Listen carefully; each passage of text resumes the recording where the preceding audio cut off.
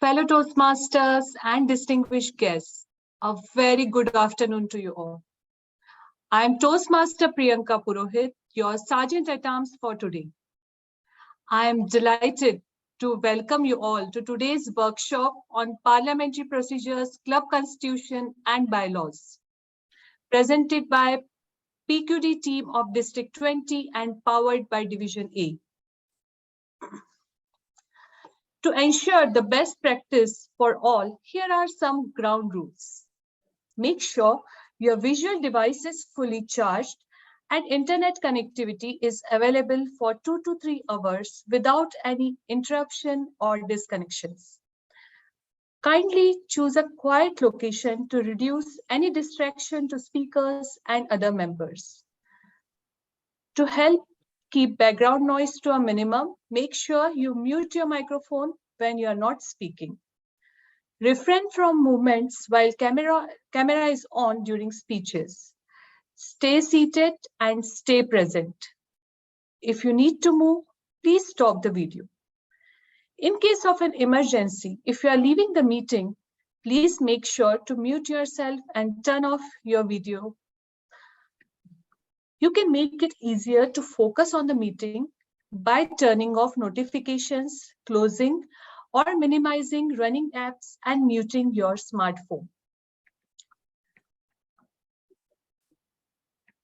Ladies and gentlemen, please note that silence is a virtue. Please take a moment and put all your mobile phones and other noise-producing devices on silent mode. I have done mine. Please keep your videos on during the meeting for the Sergeant at Arms or Zoom moderator to document by taking pictures during the meeting. There will be a question-answer session after the completion of workshop session, and this will be moderated by MC. Please note that Toastmaster Dhwani is timer for today, so make sure you pin the timer. Also, we have shared the Zoom background in chat. Please download it and use it as a background for today's meeting. Now, let us remind all of us with the mission and core values of Toastmasters International. Toastmasters International vision is we empower individuals to become more effective communicators and leaders. And the Toastmasters core values are integrity, respect, service, and excellence. Now let's know what is our District 20 mission. Our District 20 mission is we build new clubs and support all clubs in achieving excellence. District 20 Toastmasters clubs provide a supportive and positive learning experience in which members are empowered to develop communication and leadership skills that result in greater self-confidence and personal growth. With those core values, I now invite Master of Ceremonies for today's evening, a peppy, sparky, scintillating youngster, a champion speaker of C2A Toastmaster Club, Toastmaster Varunika Kasinath. Let's welcome Toastmaster Varunika Kasinath. Thank you, Chief Sergeant at Arms, Toastmaster Priyanka. District 20 Director, Distinguished Toastmaster Khalid Abdulla. Program Quality Director, Distinguished Toastmaster Mona Alakov. Club Growth Director, Distinguished Toastmaster Yasser Al-Kasha. Event Chairperson, Distinguished Toastmaster Muhammad Salim. Division Directors, Area Directors, distinguished guests, fellow Toastmasters, ladies and gentlemen, a very warm good afternoon to you all. It's an honor to be present here among such a beautiful audience, and I am Toastmaster Varunika, your Master of Ceremonies for today. I welcome you all to our Parliamentary Procedures, Club Constitution and Bylaws workshop by PQD team of District 20, powered by Division A. Parliamentary procedures facilitate harmony, fairness, and good faith in business transactions. Parliamentary rules take into account the often conflicting interest that develop during meetings, and they provide procedures that ensure decisions are made fairly. This parliamentary workshop is meant to be a how-to session on effective participation in a meeting run under Robert's Rules of Order. Robert's Rules of Order and parliamentary procedures in general are intended to ensure that a decision-making meeting runs smoothly and efficiently. Everyone's rights are respected and no one's time is wasted. We will be having a question and answer session at the end of the workshop. Request you all to please send your questions in the chat box. Let us now begin today's proceedings. We have a timer for today, Toastmaster Dhwani Sheth. Toastmaster Dhwani is an interior designer by profession and is residing in Bahrain for the past 5 years. She heard about Toastmasters from a friend and wanted to improve her public speaking skills. Hence, joined C2A Toastmasters Club. She will be timing today's session. Now, I would like to invite our event chairperson, Distinguished Toastmaster Muhammad Salim. Distinguished Toastmaster Muhammad Salim is a Toastmaster since 2002. He is a member of Adhari Toastmasters Club, past district director. So please welcome with a warm round of applause, Distinguished Toastmaster Muhammad Salim for his address to this gathering.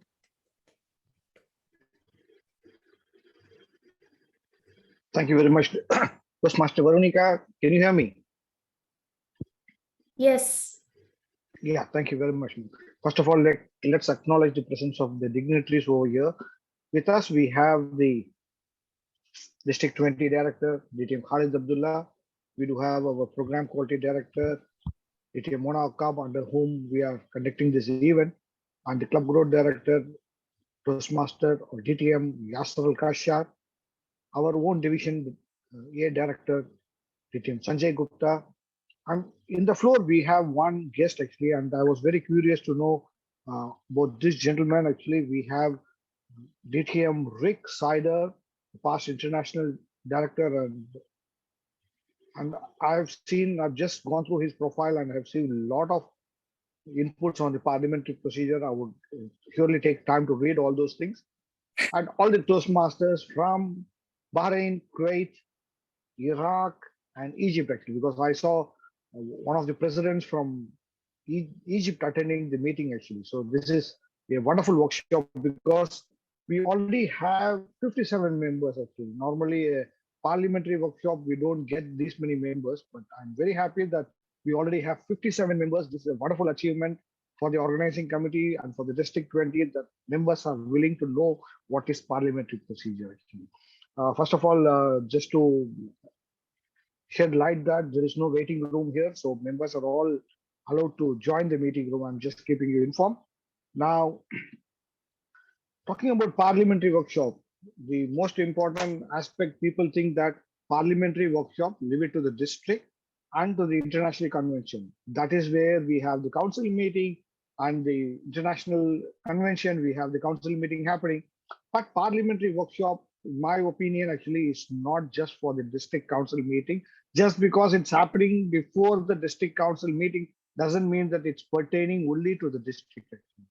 Parliamentary procedures are to be followed in each and every club, because in majority what I see is that clubs during the business session, they have nothing much to report. The officers report, but business session is not conducted the way it has to be conducted. Actually, correct me if I'm wrong. Actually, in my opinion, or what I have seen in Bahrain, actually there are few clubs who really religiously take up the parliamentary procedures within the club during the business session. One, I could say Manama Toastmasters. This was the time I'm talking about those days. Actually, I've not visited Manama these days, but I'm sure they must be following it now also. The second club, which is the Indian Club Toastmasters. These two clubs really take it up the parliamentary procedures within the club meetings. Now, why I say is that when you talk about Toastmasters, we are communication leadership. And when you talk about communication, we talk about pathways, whereas when it comes to leadership, we think that taking up the officer role or taking up in the club or the area, our leadership role has been taken care. No, that doesn't end it.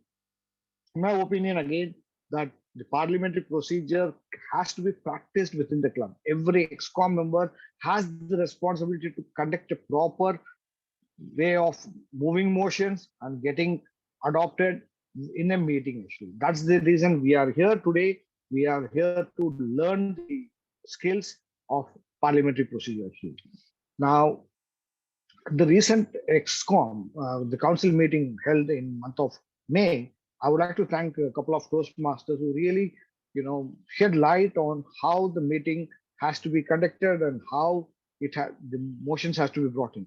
It is not, please understand that we are not there to argue ourselves. Actually, we are not there to fight among each other. The way Toastmaster Rashid Maimun, Toastmaster Raymond Pereira, these members actually, the way they had presented their points was really, the eye-opener for many Toastmasters, even seasoned Toastmasters, that how it has to be presented and how it has to be, got support from the members actually. So don't think that parliamentary procedure is a place wherein we fight among each other. Those were the days we stay up to 3 o'clock in the morning in Dubai, where we used to have a prolonged parliament, the council meetings. But now that things are changing, we want members to participate in the council meetings, bring out points. So what happens is that gives an opportunity to have a leadership qualities and to refine the district in a better way.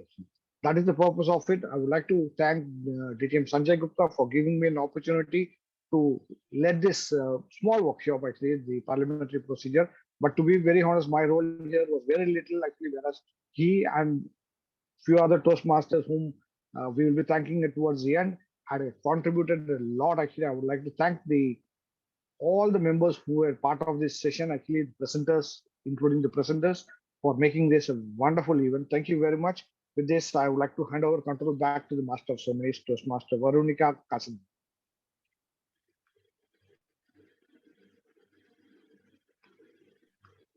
Thank you, Event Chairperson, Distinguished Toastmaster Muhammad Salim.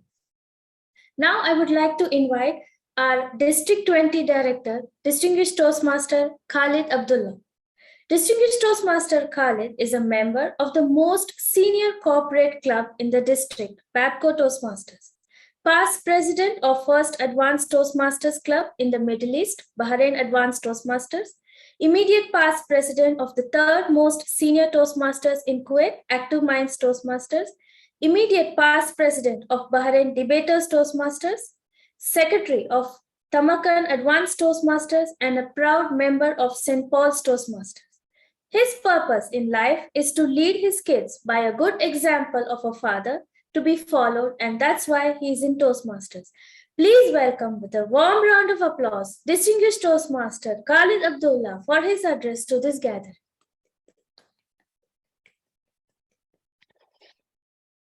Thank you so much, Master of Ceremonies, for the lovely introduction. Program Quality Director, Distinguished Toastmaster Mona Al-Aqab. Club Growth Director, Haji / DTM Yasser Al-Gashar. Office members, I thought I saw some of the office members. I just echo back on what past district director said. It's really amazing to see that many numbers attending today. Division A director, the person who accepted the challenge on taking this initiative. Thank you so much, Distinguished Toastmaster Sanjay. Brother DTM Muhammad Salim. Division directors, area directors, members of District 20 and beyond. Good afternoon and blessed Friday to all of you.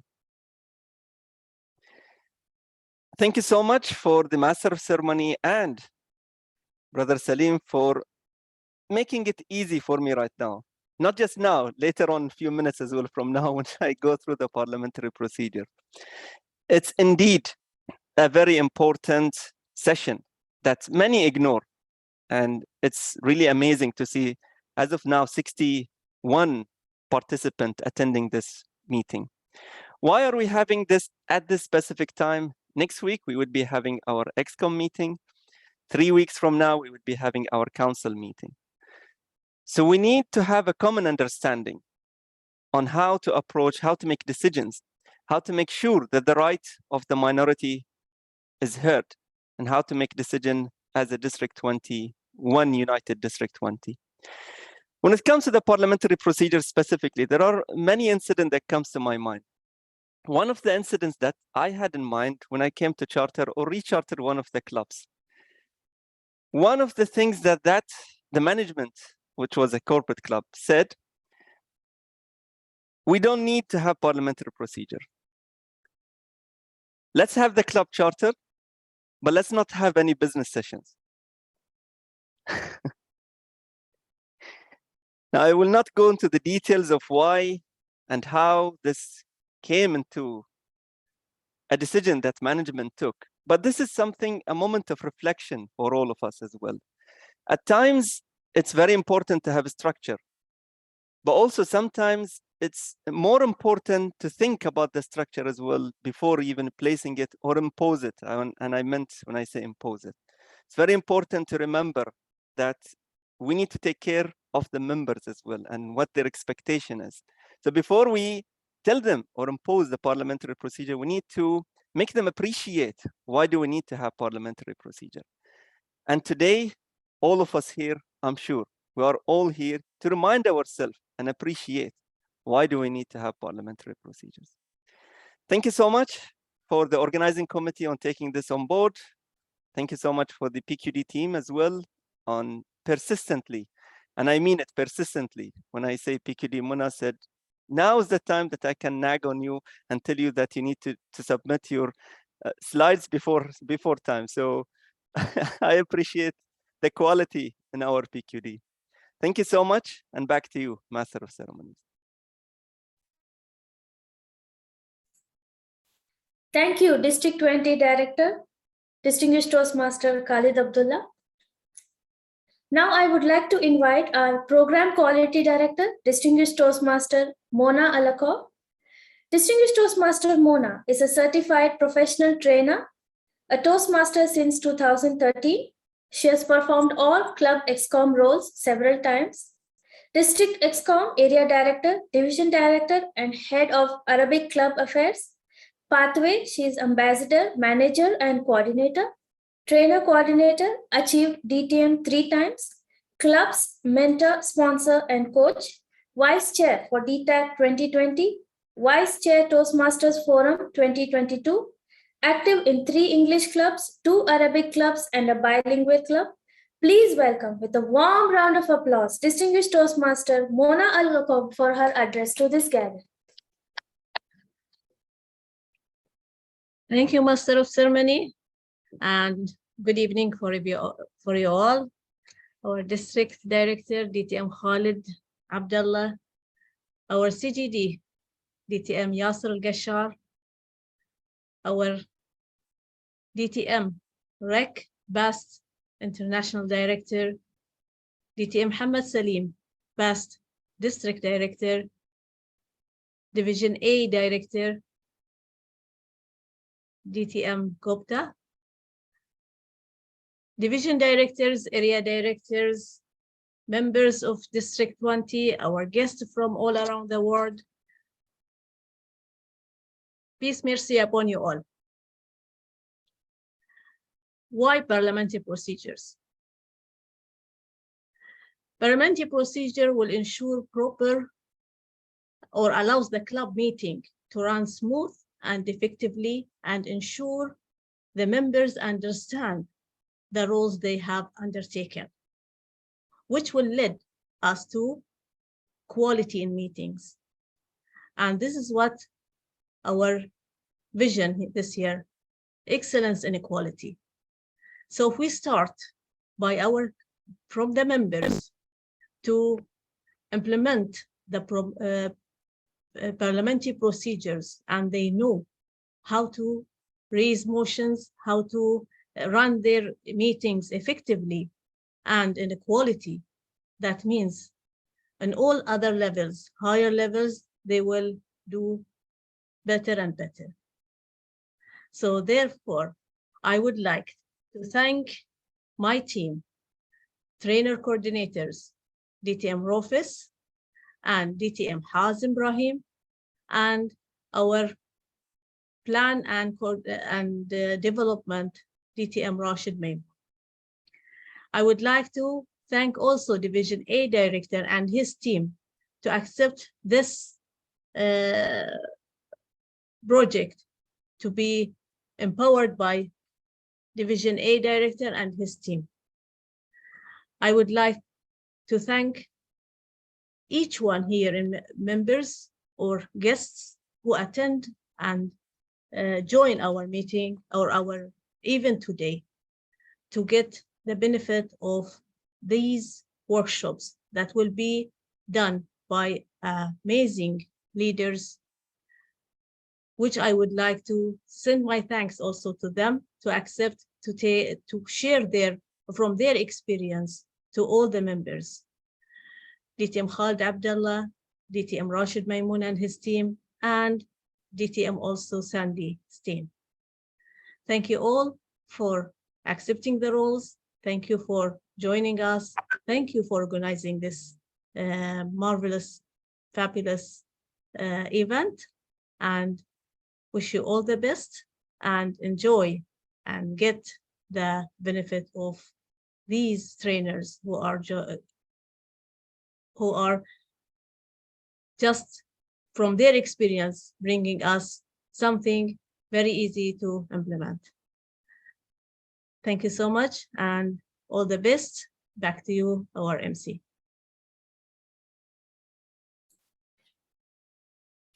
Thank you, Program Quality Director, Distinguished Toastmaster Mona Alakov. Now I would like to invite our Club Growth Director, Distinguished Toastmaster Yasser Al-Kashar.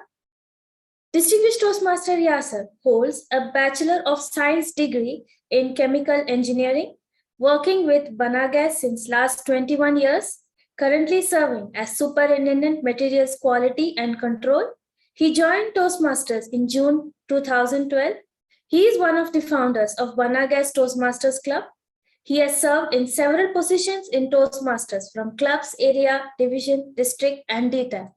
He was DTAC 2021 Chairman, President-elect of Thamayas Debate, Treasurer of Bahrain Debaters, and CGD for District 20, 2022-2023. He believes that a true leader who learn with enjoyment, share with passion, and lead by example. Please welcome with a warm round of applause, Distinguished Toastmaster Yasser Al-Kashar for his address to this gathering. Thank you, Master of Ceremony, District Director, DTM Khalid Abdulla, Program Quality Director, DTM Mona Al-Aqab, Boss International Director Rex Sandro, Division A Directors, and event chair for this one, our boss, District Director, my big brother, DTM Muhammad Salim. Thank you for a great event that we have in today, which is one of the most important things that the clubs or a member needed.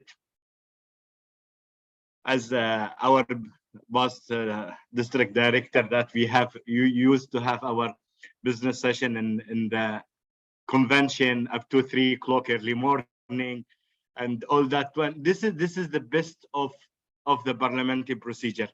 If you know how to implement it, if you know how to use it, how to raise a motion, how to do all these things, you will enjoy. You will know the power of a member. The power of the member and Toastmaster, it is totally different. The member is the high authority person in the district or in any, even in international. So the power or the vote or the word that a member have it, if he know how to use it, if he know how to raise a motion, if he know how to be in the parliamentary procedure to use it, he will have the power to vote, to raise a motion, to change anything in a Toastmaster, even in the Toastmaster convention this month or last month in August, what happened, the power of member is very important. So if you know the way how to use the parliamentary procedure, you have the power to use it. Even in our club, it should start from our club to use the parliamentary procedure to raise an emotion during the business session, to change something in the agenda. If you use the parliamentary procedure, start practice from there, then for the councils in the district, then even in the convention. Thank you all. And before the time end, you know, we are in the golden quarters. I encourage people to start renew their membership to benefit of Toastmaster. We have a lot of awards. We are already working on it. We have Smedley Award. We have C1, C2, C3, or even C7 for renew or adding any members. I encourage all the members, VB membership, to start renew. That's it. And back to you, our Master of Ceremony. Thank you, Club Growth Director, Distinguished Toastmaster Yasser Al-Kasha. Now I would like to invite our Division A Director, Distinguished Toastmaster Sanjay Gupta. Distinguished Toastmaster Sanjay is a Toastmaster since 2009. He is the past Area 7 Director, past President of ICAP Toastmasters, sponsor of C2A Toastmasters. He is working with the Central Bank of Bahrain and living in Bahrain since 2007. Please welcome with a warm round of applause Distinguished Toastmaster Sanjay Gupta for his address to this gathering. Thank you very much, Toastmaster Varunika, for your warm introduction. My dear brother, District 20 Director, DTM Khalid Abdulla, DTM Mona, Program Quality Director, Club Growth Director, Brother DTM Yasser, my fellow division directors, area directors, club presidents, and especially dignitaries present from outside Bahrain, from USA, Kuwait, Iraq, and Egypt. It's truly an honor for me to be present here today with you all. I quote the words of Mahatma Gandhi: live as if you were to die tomorrow and learn as if you were to live forever. Friends, it has been my firm belief that one should never stop learning.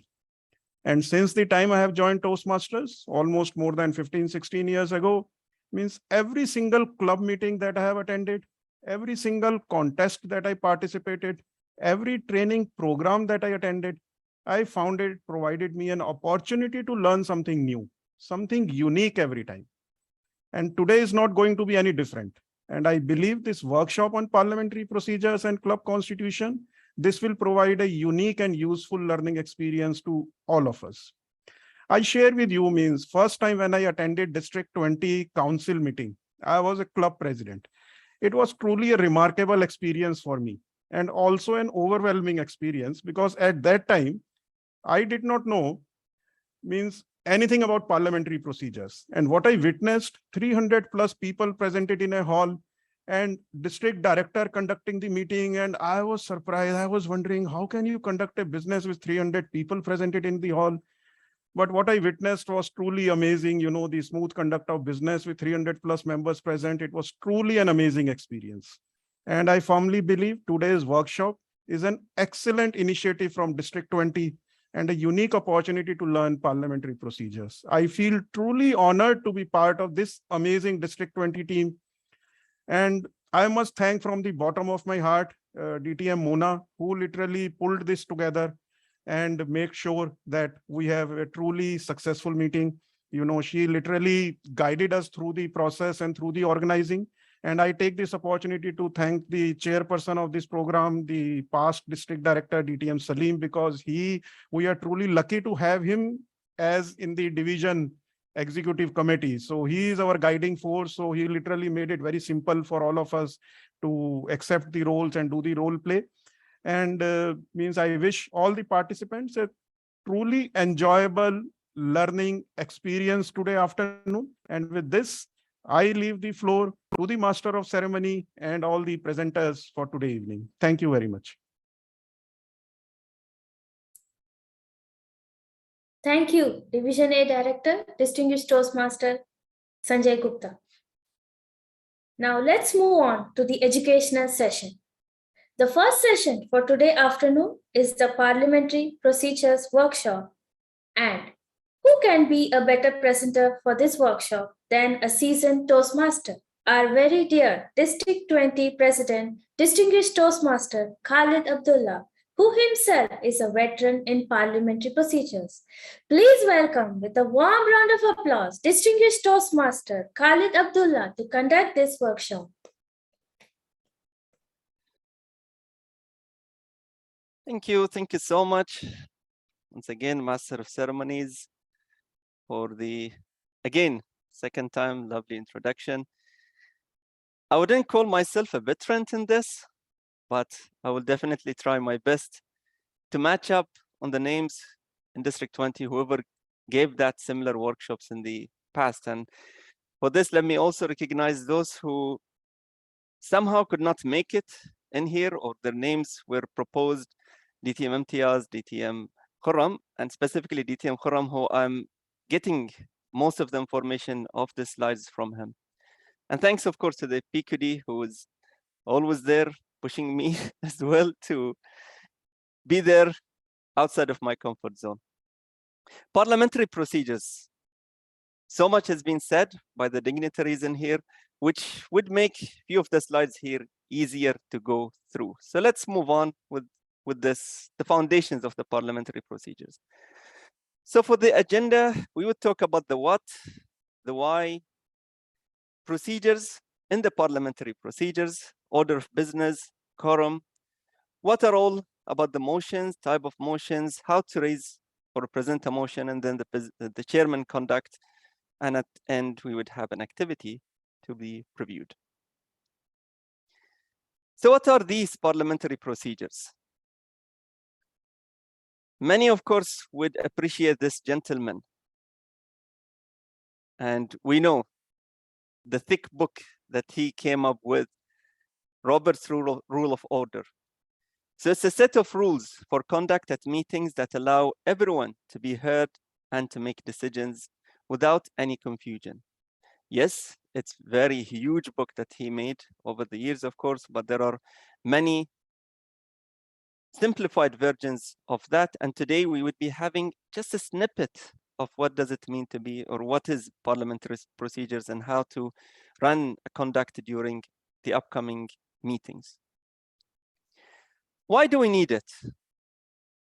Now, again, many already shared why do we need to have parliamentary procedures, but just to make sure that also the rest are awake, can I have in the chat box, why do we need to have parliamentary procedures? From those other than the ones who spoke or maybe hinted on.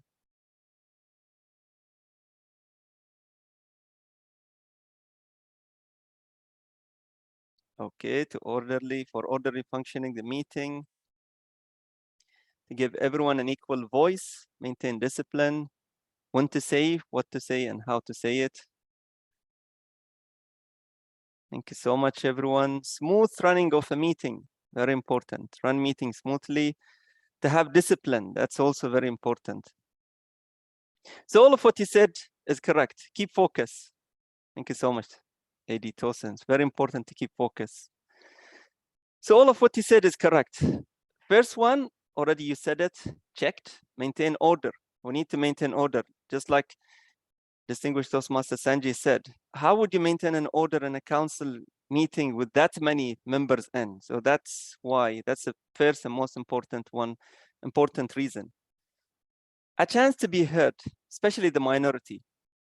Yes, I have my own opinion, which might not be voted upon, but at least I spoke my mind out.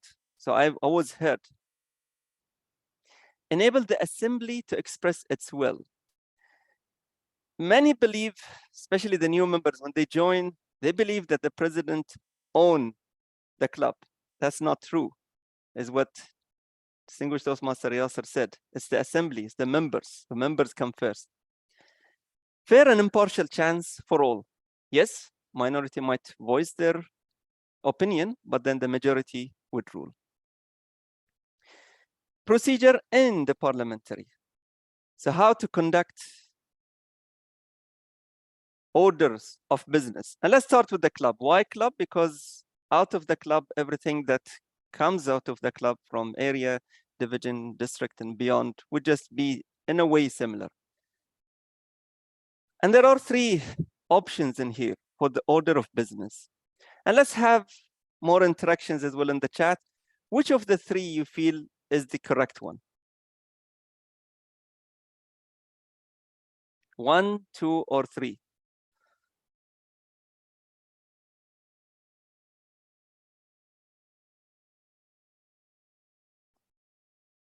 One, 2,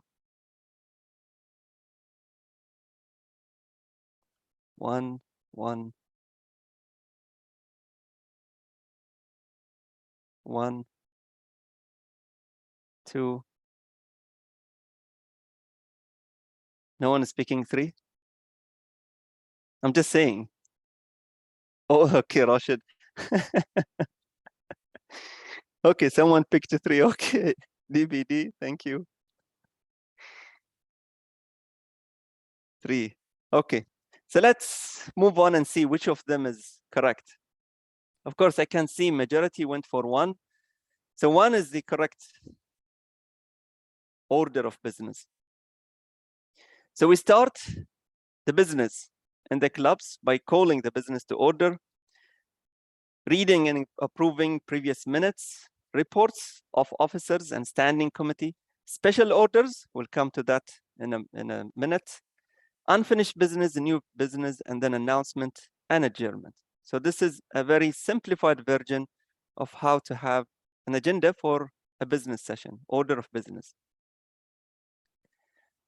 There are 2 more items that should have been there as well. So who can tell which is the second item? You can unmute yourself and speak, or you can write in the chat. Adoption of agenda. Good one, although it's presidential not. address. Presidential address, that's also correct. That happens before the business order of business. And invite guests. Quorum. Guest introduction. Guest introduction.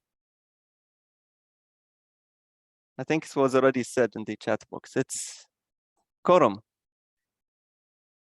Roll call and establishment of quorum. So without the quorum, you'd not be able to make decisions. And that's why it is very important after the call to order. There's another one, number 5, which is, again, this is also something that is not really common.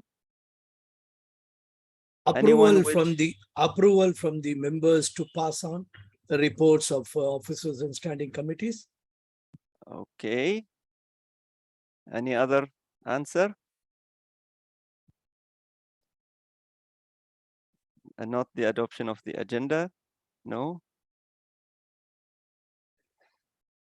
All right. I saw someone wrote something. Special committees. Okay, yes, of course. Reports of special committees. Thank you so much, DTM Rec. Yes, that's the correct order of business. That's the common, of course, ones. And let's go through them. Of course, many would know call of order. Establishment of quorum, and the quorum itself will come to it in a while. Do we need to have a motion to approve minutes of meetings?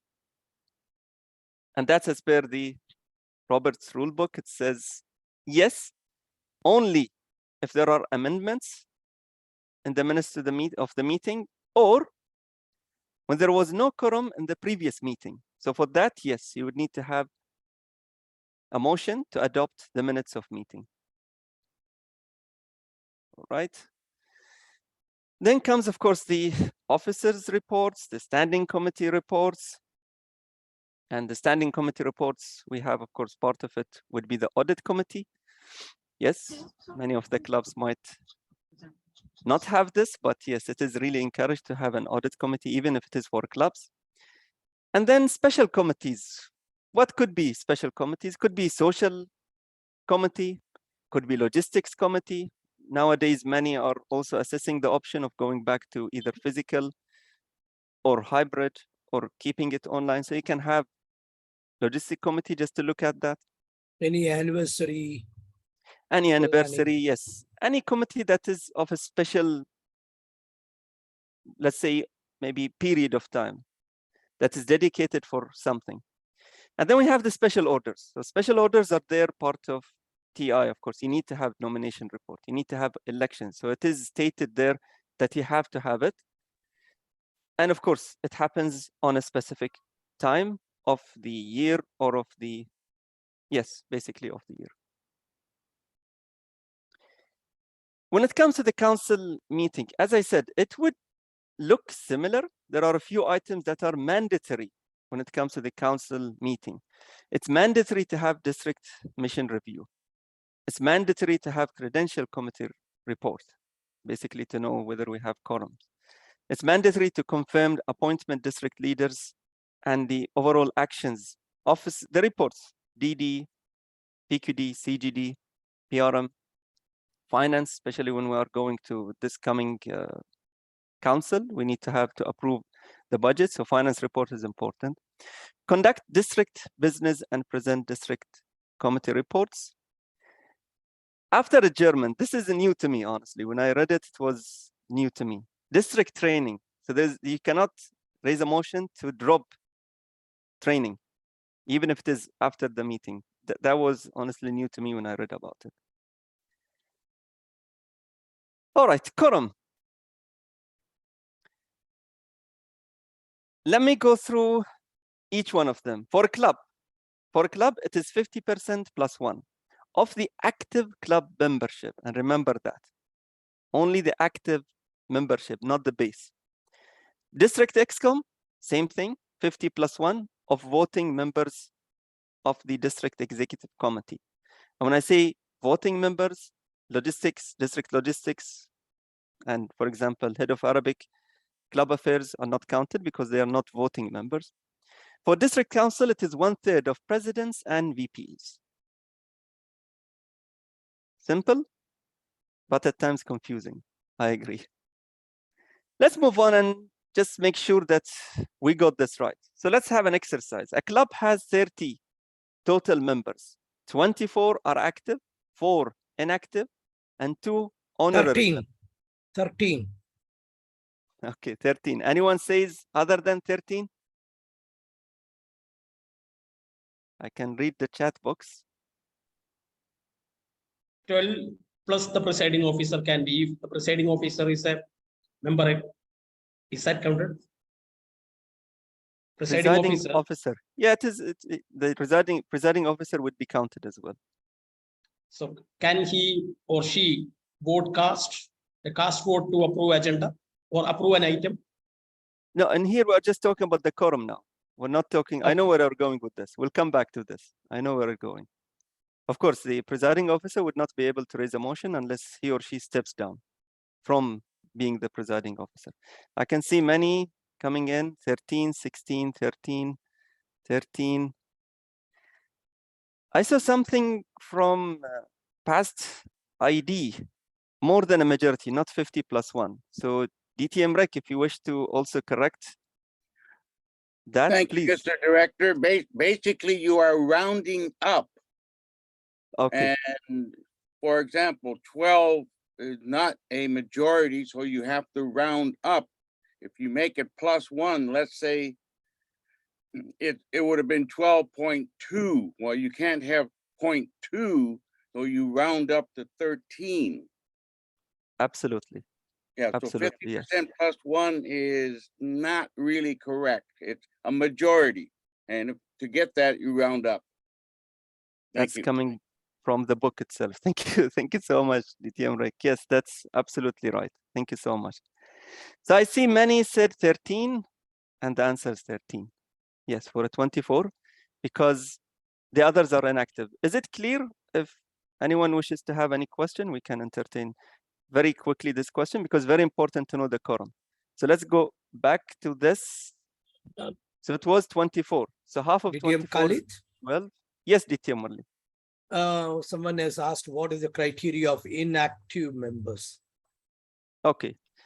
Inactive members are the, okay.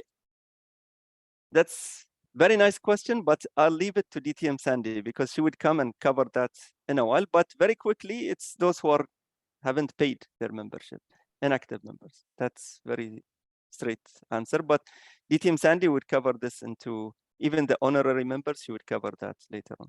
So we have right now 24 active members. Half of that, 50%, 12, plus 1, 13. Okay. Let's move on to the next question. Council meeting is coming. And for the council meeting, we go for the presidents and the VPs. And as of now, currently, I did not go through, of course, who uploaded their officers and not. I just picked up this from the dashboard. We have 124 presidents and 124 VPs. So what should be the quorum for the council? 125. 125. Any other numbers? Let me see also the chat. 80. Okay. 43. 43. 43. Okay. 84. 83. 82. All right. This is a bit tricky, even for me, honestly, at times. But the answer is 83. 83. So how did we get this? If we add 124 to 124 divided by 3, you would get 82 point something. Of course, you cannot have point, so we round it to the nearest, and that's how it is coming to 83. Remember, the quorum for the council is 1/3 of the presidents and the VPs. Clear? All right. Motions. Is it the, just a quick question, is it the 1/3 of president and VPs individually or collectively? Okay, it's, you add all of them together. So as I said, okay, I will not go to the nitty-gritty of which of the clubs maybe did not upload the officers and so on, but that's the actual number. So it is all the presidents and all of the VPs. Okay, thank you very much. Okay. So let's come to, yes, Toastmaster Bitambal. The question what I understood is that, is it together? Like, is it necessary to be, or out of total 248 we will consider, not that this many number of president and this many number of VPs. That is what the question of DTM Naeem, if I am not wrong. Exactly, this was the question. That should we have 1/3 of VPs and 1/3 of presidents, or collectively we need 1/3? Collectively. Of course, when you add them together, then you will have a number, and that number you'll have to 1/3 it. Thank you very much. Okay. Motions. Let's come to the exciting part of the parliamentary procedures. Main motions. That's where we start making decisions with the main motions. The purpose of the main motion is to introduce items to the membership for their consideration. They cannot be made when any other motion is on the floor. So if there is any motion on the floor, you cannot have another main motion. You have to wait for that motion to finish, and then you can do another main motion. But of course, you can always have subsidiary motion. They yield to be privileged to the privileged subsidiary and incidental motion. So it is the weakest, basically, among all of the other motions that can be raised. Subsidiary motions. So let's take, for example, one main motion. I move a motion to go back to physical meetings. And this is now, again, many Many of the clubs are really considering that. Should we stay online? Should we go physical? Should we have one meeting physical, one meeting online? So that could be the main motion. A subsidiary motion might come after, of course, seconding the motion. Someone might raise another motion and say, well, let's go back, raise a motion to go back to physical in August, then next year, for example. So that's an amendment to the motion. So you can amend a motion, you can strike, you can say, okay, raise a motion to go to hybrid instead of physical. That's all subsidiary motions. So subsidiary, their purpose is to change or affect how a main motion is handled and is voted on before the main motion. So when you have a subsidiary motion, you'll have to vote on the subsidiary motion, then you go back to the main motion and vote on it. Privilege motion. Their purpose is to bring up items that are urgent about special or important matter, unrelated to pending business. Does not have to do anything with the main motion. One example could be, I raise a point of privilege that I cannot hear you, TM Khalid. That's a privilege. Or I raise a point of privilege that we need to have recess. Maybe the prayer time has come and we are still in a meeting, so let's recess in 10 minutes.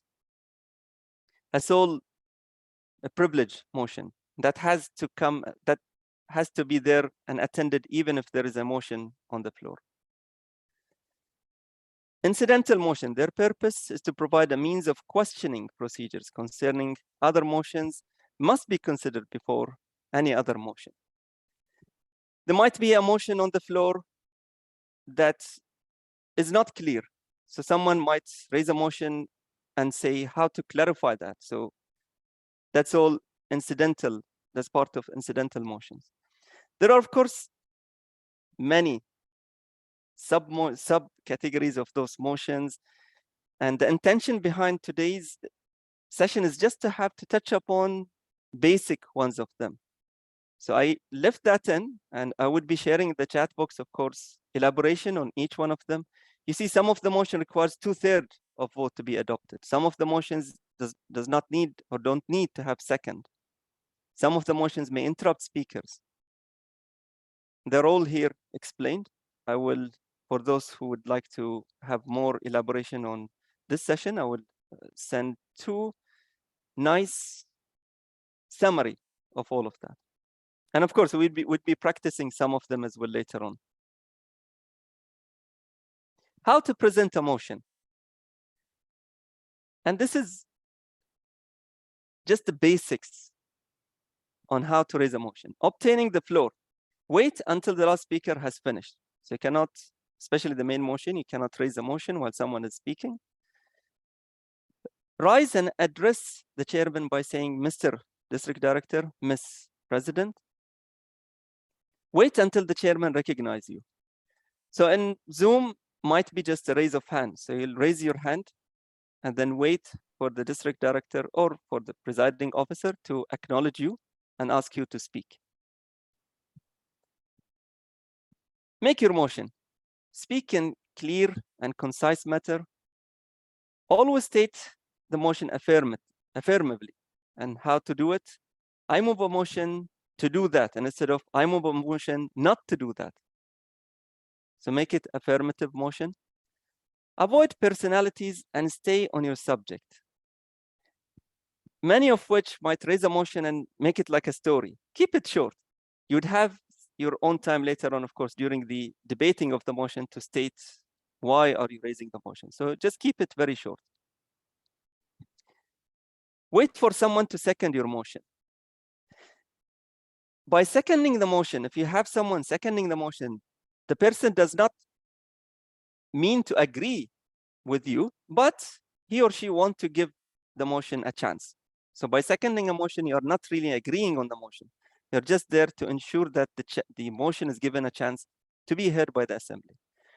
Another member will second the motion, or the chairman will call for a second. If there is no second, of course, your motion would be lost, because obviously majority or consensus that no one is really entertaining that motion. The chairman would state the motion again to ensure the understanding is there. Chairman would say it has been moved and seconded that we, and repeat the motion, placing your motion before the membership for consideration and action. And here it comes, of course, the discussion, or if there are no one wishes to do any discussion, you can move on and go to the next step, which is the voting. Once your motion is presented, it's no longer your motion. It's becoming the assembly. The owner becomes the assembly. So you cannot say it's my motion. It's the assembly property. Expanding on your motion, and that's where the discussion comes in. Remember that there are also rules of the House. And in District 20, our rules that we have 2 speaks with the motion, 2 speaks against the motion, and for 2 minutes each. So this is just the rules of the House. So you need to remember that. The time, as I said, that you need to speak in favor. The mover would be asked to speak first to explain why he or she moved the motion. All comments and debates must be directed to the chairman. So you'd be speaking to the chairman. And as we said, there should be a limit of the time. Otherwise, you know, for us as Toastmasters, we can go on in our talk. The mover may speak again only after other speakers are finished. Unless, of course, called upon by the chairman to maybe explain or elaborate more. And once we come here, so the chairman would say, are you ready to vote on the question, or basically the motion itself? And if there are no more discussion, the vote would be taken. In physical meetings, of course, you can have it by raise of hands. You can have it by say yay or nays, and then you can just decide based on that. Or you can have a much more sophisticated way of doing the voting, e-ballotters when it comes to the council. You can have as well the Zoom when you are in Zoom polls and so on. You need to have a way to decide on the motion itself. And once done, the chairman would announce the result to the assembly. Simple. So for you to raise a motion, you need to wait for someone, for whoever is speaking, wait to be recognized by the chairman, raise your motion, wait for someone to second the motion, then you go to discussion, and then you go to voting. It is very simple. And we meant to have this session as simple as it is, because at times when we explain as well more into the parliamentary procedure, many feel that, well, this is not something easy. It is very simple. Let's remember at least how to raise a motion, a main motion. Point of order. Many of you, of course, heard of that. Incidental voting. Point of order. There is something that is not correct happening. You might raise your hand and interrupt, even if there was a speaker, interrupt the speaker and say, point of order, there is something that is not happening correctly. And this could, for example, in realignment, if there is a decision that was made to have an area with 7 clubs, so that's point of order. You cannot basically do that. That's against the rules. Chairman conduct. How should a chairman be acting or behaving during such meetings? All motions are in order. So the chairman would be the person who would orchestrate the session itself. Have members obtain floor properly. Otherwise, it would be difficult to organize and hear everyone speaking. Speak clearly and concisely. Obey the rule of debate. As we said, the rules of House. If you are raising a motion, and that's what Eddie Bitambaran said, if the chairman wishes to raise a motion, then the chairman would have to assign someone else to chair that for that specific time. Be courteous. Be respectful, be polite. You're not there to boss everyone. In fact, you're there to organize the business session itself. So what did we do? We reviewed the parliamentary procedures, the order of business. Establishment of quorum, it's very important to remember the 3 segments on identifying the quorum in a club. in an ExCom meeting or in the council. There are 4 categories of motions. And as I said, there would be a sea of motions underneath of them, types of motions underneath, but we should really remember at least how to raise a main motion and remember the structure to be followed for the main motion and points of order, because it's always many remember that point of order.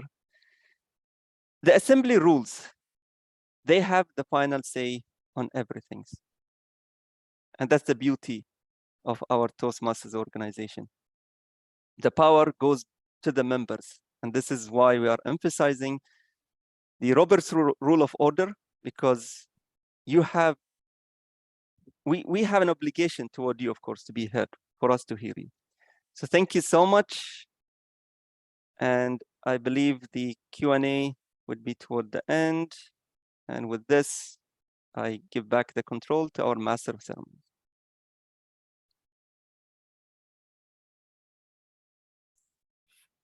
Thank you, distinguished Toastmaster Khalid Abdulla, for conducting the Parliamentary Procedures workshop. Let's move on to the second part of the educational session, the Parliamentary Procedures in Action by Toastmaster Rashid Maimoon. A Toastmaster since 2012, a champion in humorous speech, served in various positions in area, division, and district, including as the admin manager of District 20. Currently, he is the president of Voice of Innovators, VPPR of Vision Advanced, and Quality and Planning Coordinator in PQD support team. Please welcome with a warm round of applause Toastmaster Rashid Maimoon to conduct the workshop.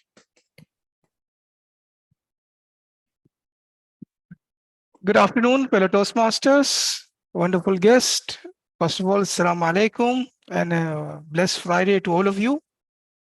I hope my voice is clear. Now we have done with the theoretical part of the parliamentary procedures, or as we know as the boring part. Now let's go and move on to the practical part actually. How do you apply it? And we have today created with a team that is going to help me shortly a scenario of a district council meeting. Now, the reason we chose district council meeting because we have done time and time again the club. And as Division A director said, when he went to the district council, it was an overwhelming experience. Imagine going to a district council meeting where they had 8 countries. And yes, the meeting was till 3. Forget about raising a motion. You were just happy if you voted and left. We will playing ringa rosy around the chairs, going to vote and coming back actually. So that experience is an overwhelming experience. But parliamentary procedures is fun, ladies and gentlemen, and it's an exciting experience. So before I start, I have a small request. Other than the role players today, I will request all other participants to please stop your video, because I'm going to show the gallery view and I want only the members of the team to be there. And I request all members of the team to please open the video. Okay.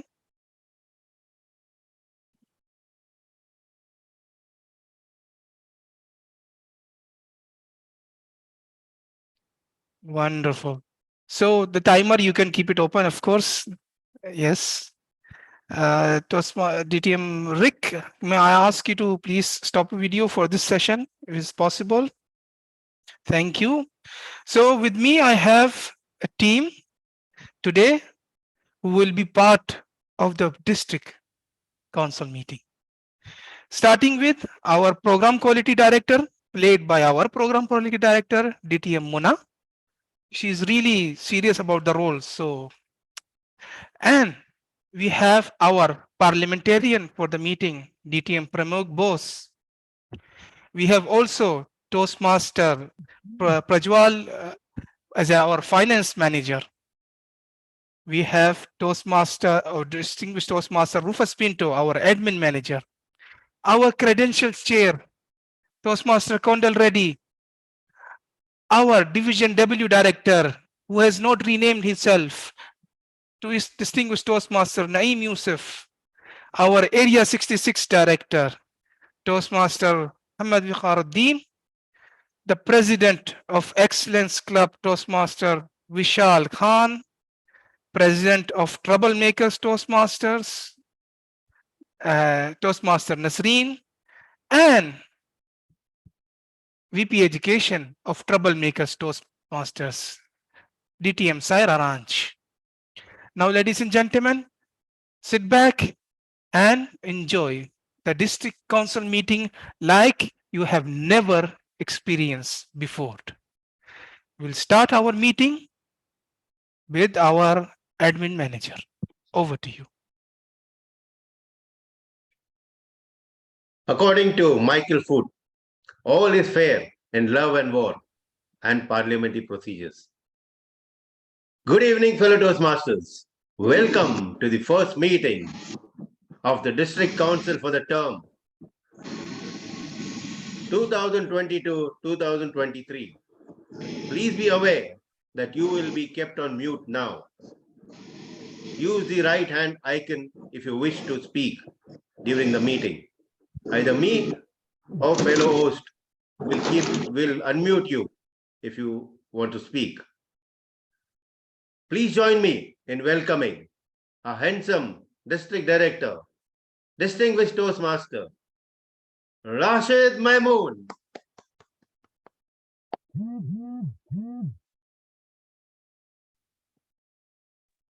Mr. Handsome, you're on mute. Thank you, our district admin manager, DTM Rufus. Ladies and gentlemen, I call meeting, the district council meeting to order. Welcome to our wonderful division directors, district office members, area directors, presidents, and vice president of education to the meeting. Ladies and gentlemen, District 20 in the last year has been through a changing experience.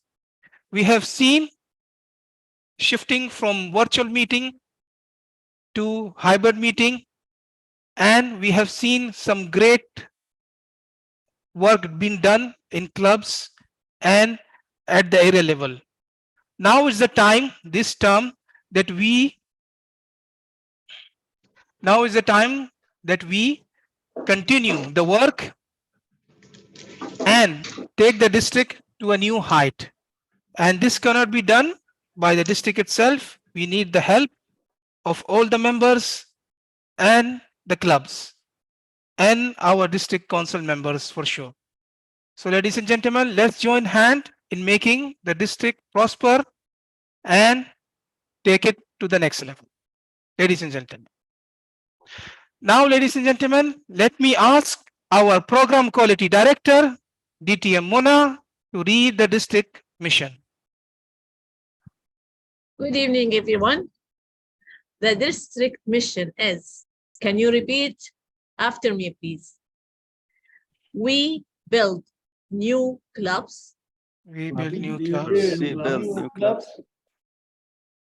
And support all existing clubs to achieve excellence. And support all existing clubs to achieve excellence. Excellence. Thank you so much. And back to you, District Director, DTM Rashid Maimoon.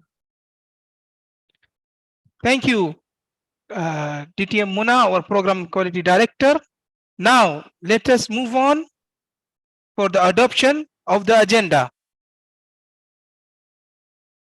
Toastmasters Saira, VP Education of Troublemakers Club. I would like to propose at the outset, we cancel all the reports and straight away go to the new business session. Good evening, everyone. District Director, please note that as per TI the reports of DD, PQD, CGD, and PRM, in addition to the budget, must be discussed in the first council meeting. You can only cancel the division reports. Okay, in that case, I want to propose to cancel all the boring division directors report from the agenda, please. Excuse me, I think let me rephrase that. DTM Sarah wants to cancel or adopt the agenda with cancelling all the division directors report. Is there anyone to second it? I see Toastmaster District Vishal. Director, this is Toastmaster Vishal, President of the Excellence Toastmasters Club, and I would like to second the motion. Okay, thank you so much, Toastmaster Vishal. Is there any objection to adopting the agenda without the division director's report? Going once, going twice, going 3 times. So motion to adopt the agenda without the division director's report has been adopted. Now let us move on to the credentials chair report. May I ask Toastmaster Kondal Reddy to please present his report. District Director, DTM Rashid Menon. Thank you. And good evening, my fellow Toastmasters and distinguished guests. This is Credential Chair for today's council meeting. I want to inform you all a minimum of 1/3 of the total numbers of presidents and vice president of education from all the clubs in the districts are required to attend the council meeting to qualify the quorum. We have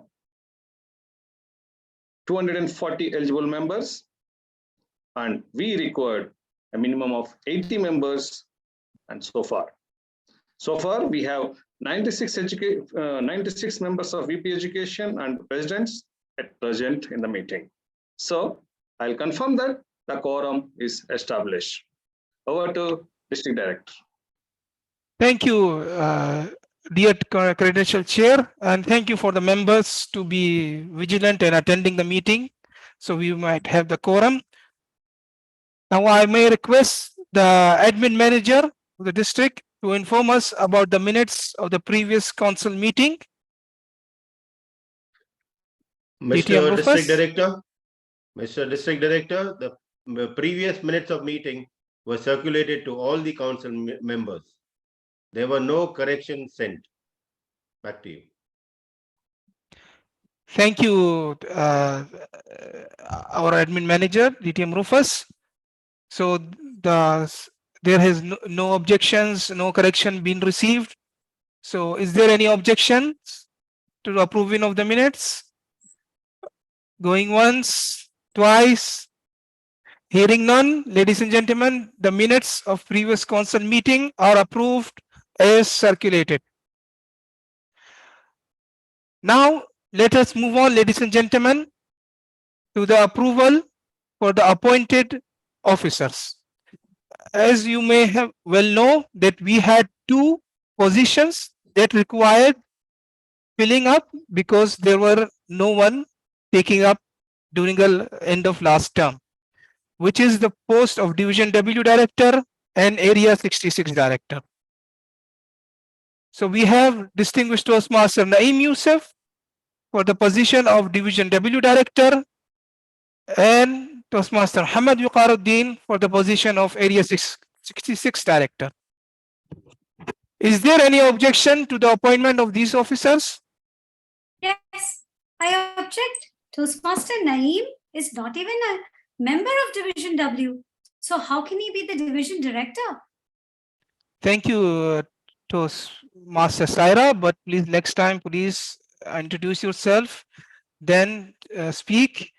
And for your objection, please note that division director are not required to be member of the same district they are standing for. So your objection is invalid. Are there any other valid objections from the floor? Hearing none, ladies and gentlemen, the appointments of DTM Naeem Yusuf as Division W Director and Toastmaster Muhammad Wiqaruddin as Area 66 Director are approved. Please give him a round of applause. And all the best for your position in the coming term.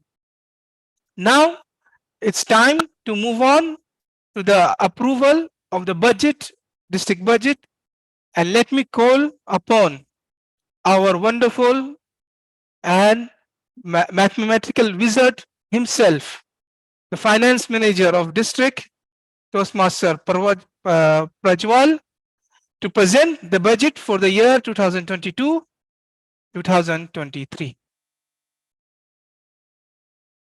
I am Toastmaster Prajwal, District Finance Manager.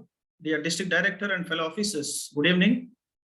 Good evening. Are you all ready to see the district budget presentation for 2022-23? Yes. Fine. Let's go through the slides 1 to 10, which gives details of revenue, expenses, and overall budget for the year 2022-23.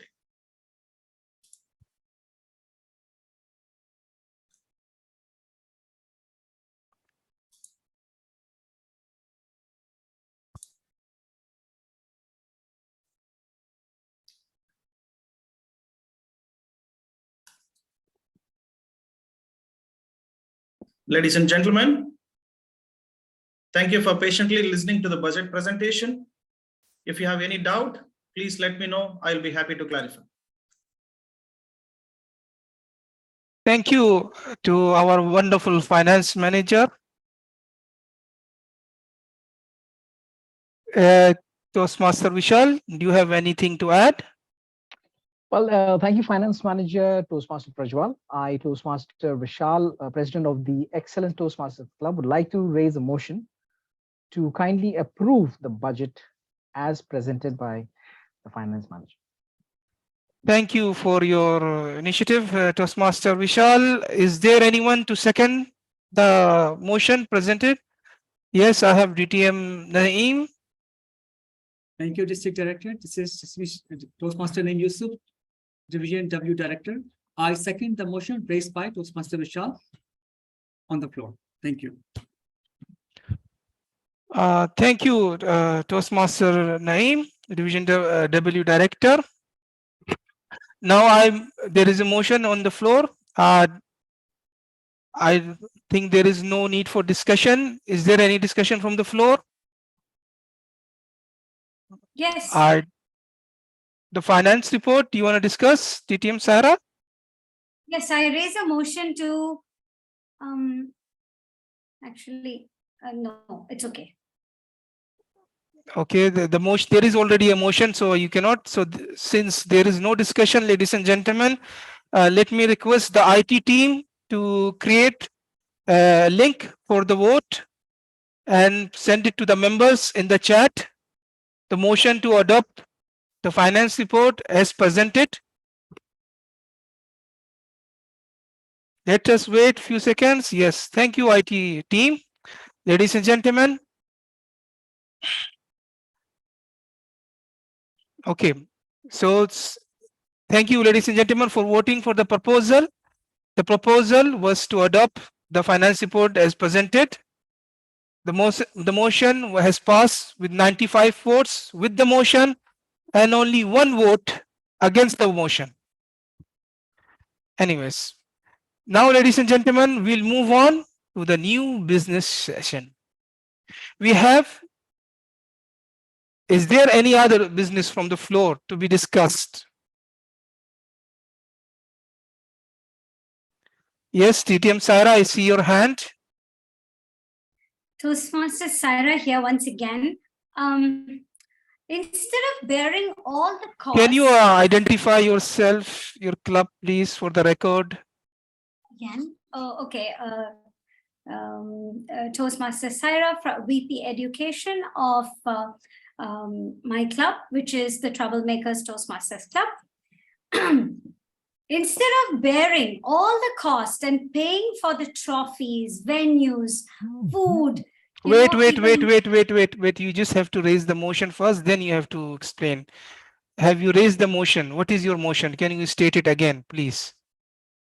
I raise a motion to make sure that all the meetings or the contests in district during the term 2023 should only be held online.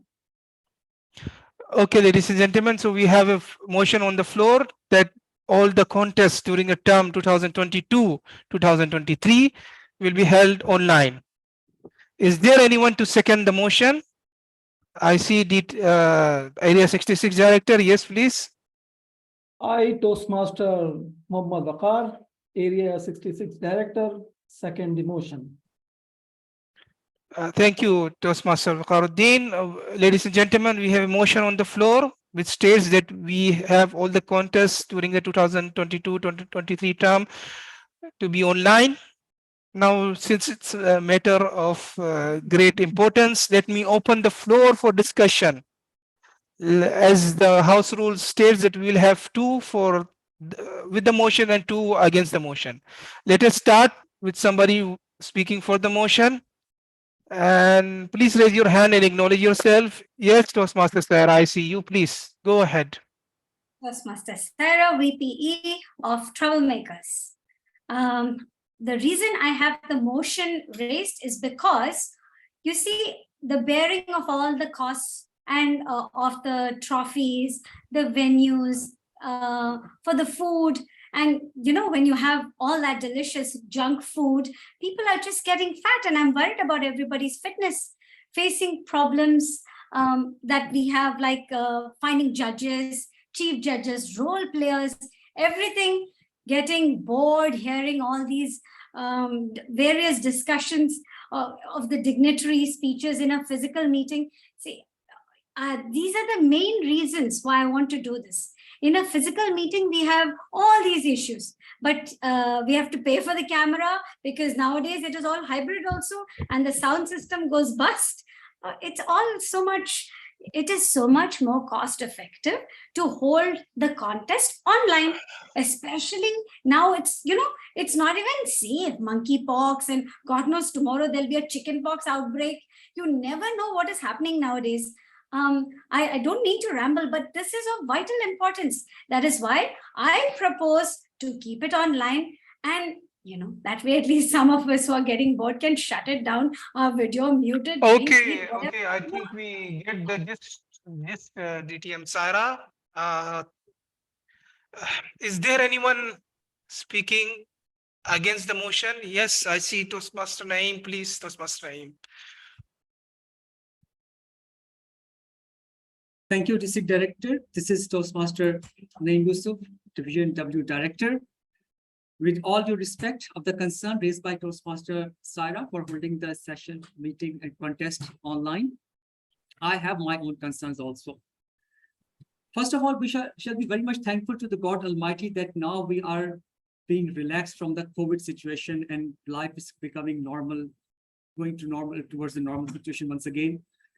And most important thing, that who could be more vulnerable than the children? But now we see that in the district countries, even the schools are going to for the physical. It means that the management or the responsible person, they are very much sure that the situation is under control and we can hold our meetings physical. There is no harm in that. Second more important thing is that we joined Toastmaster to improve our communication and leadership skills. And what I felt in the last 2 years, that the communication skills do not improve through the online meetings because it gives very limited stage for us to exhibit our talents. And especially those members who joined the Toastmaster in this COVID season, they say that we are fed up with this Zoom meetings. Schools are online, offices are online, everything is online, social gatherings are online. So Toastmasters again online, that what we are going to gain from the Toastmasters, from how we will build our confidence by facing the audience. That is missing in the Zoom online meeting part. Thirdly, as Toastmaster Sarah said, that the raising of the fund, I think this is also a test to check our leadership skills and how we can raise funds to hold our physical meetings. So on that basis, actually, I really want to hold the meetings and contest in physical, and I want to reject that motion. Thank you, and back to District Director. Thank you, Division W Director. Let me remind you that all of you, ladies and gentlemen, please adhere to the timing, 2 minutes.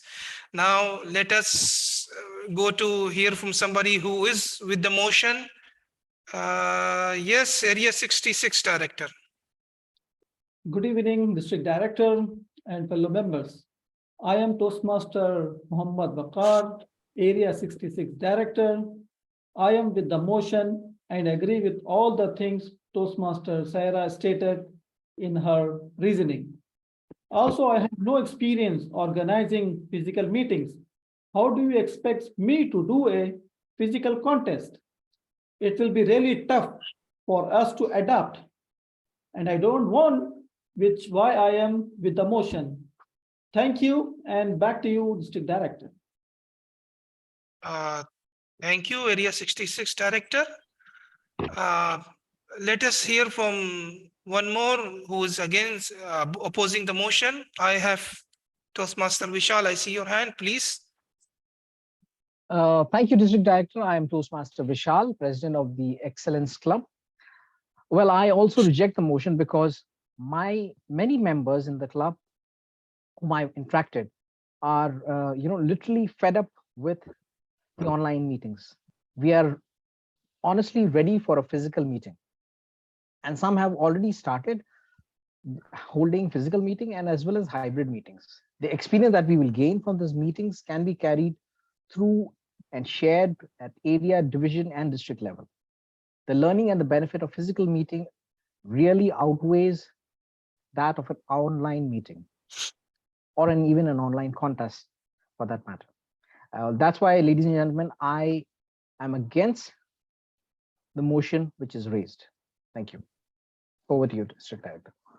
Thank you, Toastmaster Vishal. Now, since we have discussed the motion, let us put it to the vote. The motion is to have only the contest during a 2022-2023 term to be held online. IT team, may I request you to put the motion and send the link to the members so they can vote on it. Thank you, ladies and gentlemen, for voting on the motion. The motion to have the contest online during the term 2022-2023. There were 96 votes, 70 or 25 votes with the motion, and 71 votes rejecting the motion. That's why the motion raised has been defeated. I object. How is this possible? It's not safe. It's costly. Thank you. Thank you for your sentiments, DTM Sarah. Please do not speak out of order, and please respect the decision made by the district council members. Now, ladies and gentlemen, let's move on to if there is any other business from the floor. Yes, Toastmaster Saira. I, Toastmaster Saira, VP Education of Troublemakers, raise a motion that district pays for the Zoom account of all the clubs, because the cost of Zoom account is quite a bit, and if we have to buy the account, may I request you to stop explaining? We cannot discuss the motion. You have stated the motion. Let us see if there is somebody who's seconding the motion. Then we will open the discussion. So the motion, ladies and gentlemen, is that the district pays for the Zoom account for the clubs of the district. Is there anyone to second? I will ask again, is there anyone to second? Is there anyone to second the motion? Hearing no one is seconding the motion, ladies and gentlemen, the motion is dropped. See, I was saying I wanted to explain. Now I didn't get a chance to explain. This is District Director, dear Toastmasters. This is Pramukh Bose, the parliamentarian today.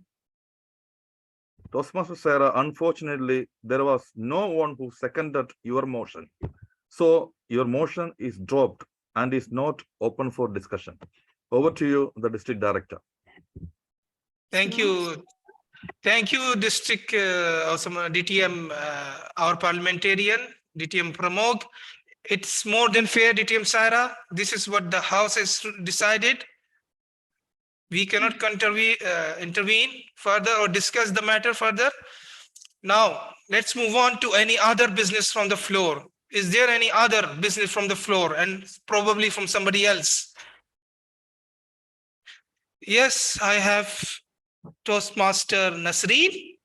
Yes, please. You are muted, Toastmaster Nasreen. Yes. Good evening. Sorry. This is President of Troublemaker Toastmaster Club, Nisreen Izzat.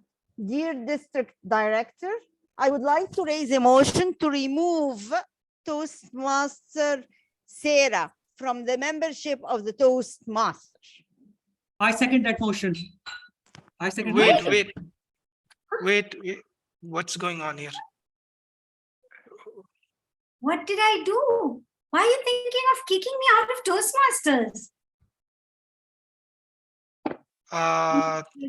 Order, please, order. We cannot just decide to, this as a district council, decide just abruptly to kick out a member from the membership of Toastmaster. There is a proper procedures that needs to be followed. Right, Parliamentarian? Yes. District Director, we will need to refer the matter to the disciplinary committee and then present the findings of the committee to the council. Over to you. Thank you, Parliamentarian. I see a raised hand. Yes, DTM Toastmaster Vishal. Thank you, District Director. I, Toastmaster Vishal Khan, President of the Excellence Toastmasters Club, would like to propose a motion to refer this motion to the disciplinary committee to have a look about this matter. Thank you. Over to you. Thank you. Thank you, Toastmaster Vishal. Anyone to second the motion to refer to committee? Yes. Toastmaster Vikharuddin. I am Toastmaster Mohammad Vikharuddin, Area 66 Director. Second the motion, refer to a committee. Over to you, District Director. Thank you, Toastmaster Vikharuddin.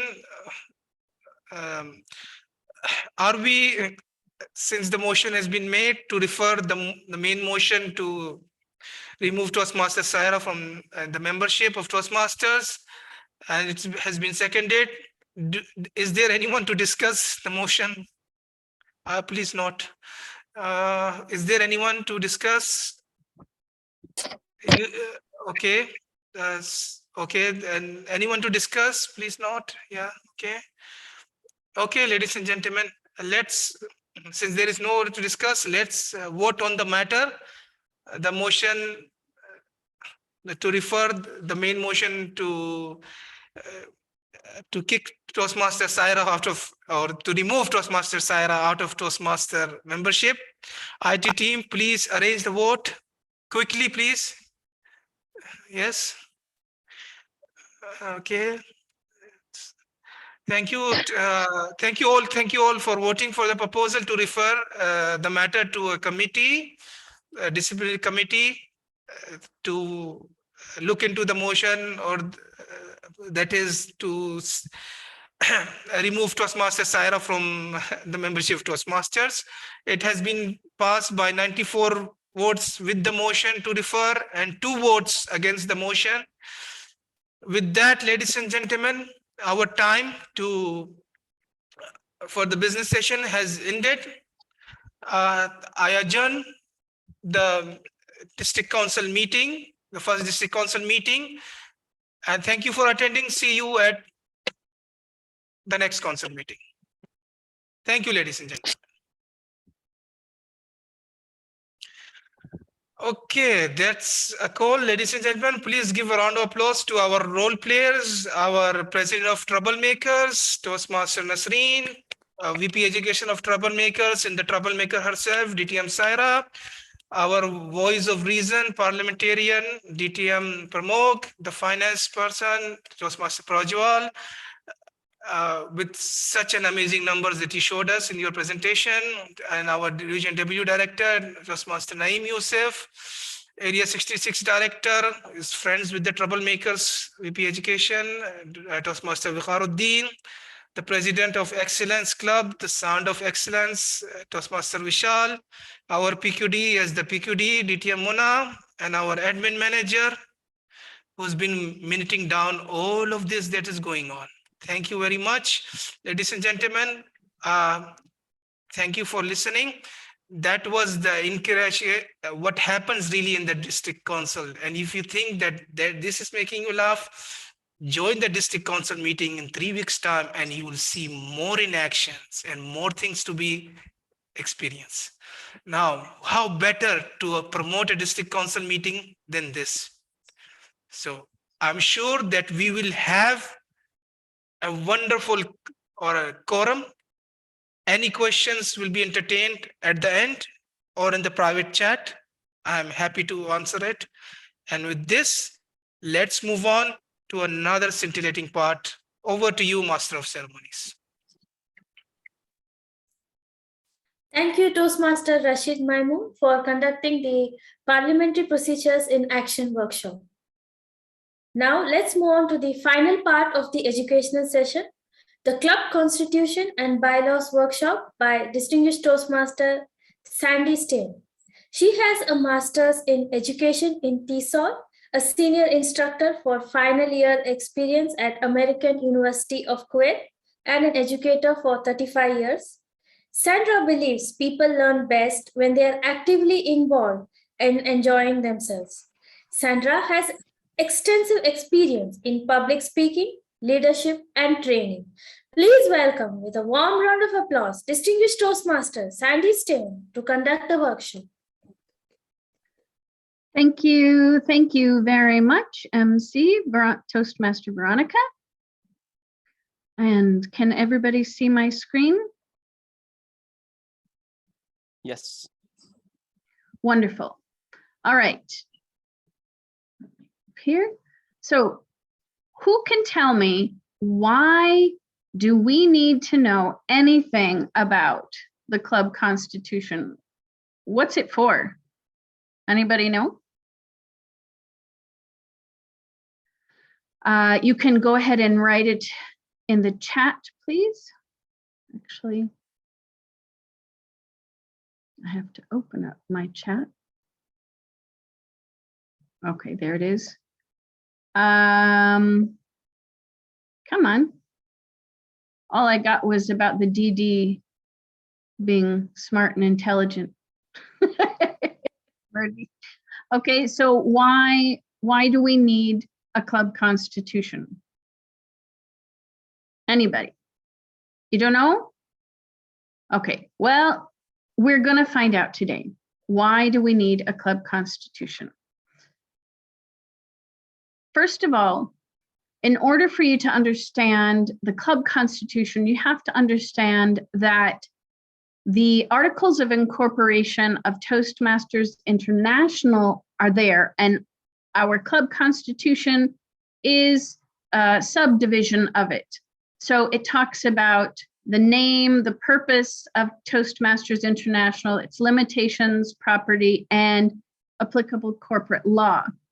Basically, the Articles of Incorporation, which are also referred to as the Certificate of Incorporation or the Corporate Charter. These act as a charter to establish the existence of a corporation in the United States and Canada, and they are filed with the Secretary of State or other company registrar. Okay, so we are part of that. We are part of that charter. Now, when we're looking at the governing documents of Toastmasters International, we start down here at the bottom, and you can see that we have the Articles of Association of Toastmasters International. This is Toastmasters worldwide. And also the Toastmasters International bylaws are for worldwide Toastmasters. Then when we move to the district, of course, we're in District 20.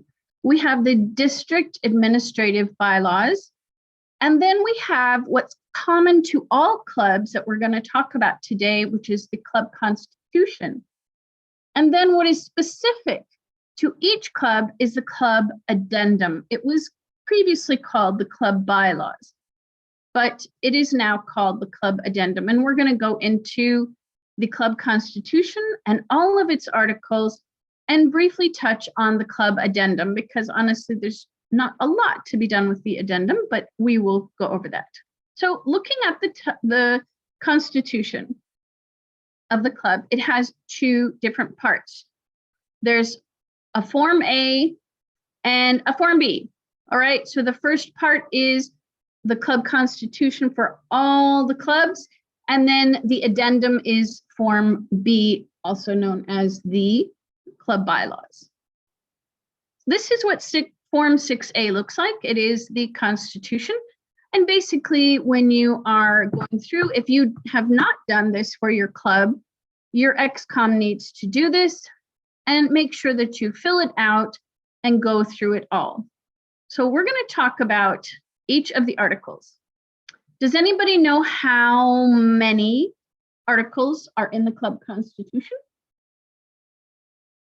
You can put it in the chat. How many articles are there in the club constitution? I don't see any, but are you guys alive?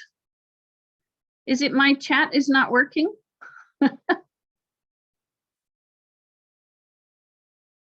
Okay, 12. A lot. Yes, 6. Okay, good, good. All right, so Toastmaster Kunjan is correct. There are 12. All right, and we're exactly going to talk about those 12 here. I'm going to start off just telling you what they are, and then we'll go into each one individually. So the first article is the purpose of the Toastmasters Club, the membership, new member fees and dues, meetings and notice, quorum and voting, officers, the duties of the officers, committees, rules of order, affiliation, legal status and dissolution, and any amendments to the club constitution. Okay, so let's go first of all to the first article, which is the mission. Who can tell me what is the mission of a Toastmasters Club?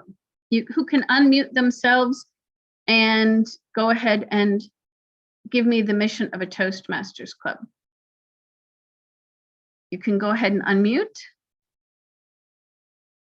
I actually cannot see everybody, so what does the Sergeant at Arms say at the beginning of every meeting? The mission of a Toastmasters Club, right? Okay, so when we're talking about the mission of the Toastmasters Club, that is the purpose of a Toastmasters Club. So basically the question becomes then, how can clubs carry out this purpose? And Article 1 of the Constitution tells you how you can do that. You can help improve members' communication skills. We do that through speeches, and you need to provide instructions, educational materials, and opportunities to prepare and deliver speeches. You need to encourage members to read and to listen analytically, provide fair and constructive evaluations, and increase knowledge of the rules of parliamentary procedure in conducting meetings and participating in group discussions. So lots of people don't use parliamentary procedures in their club meetings. And unfortunately, you have to understand that that's not acceptable, because Toastmasters International has put this as part of our purpose. Because parliamentary procedures actually make sure, as DTM Khalid was saying, make sure that everybody gets a voice, and it requires rules to follow. Otherwise, what happens is kind of, whoever the popular people are, they get what they want, and the minority, they don't get to be heard. We also need to give leadership training and provide opportunities to appear before audiences and to express their thoughts creditably.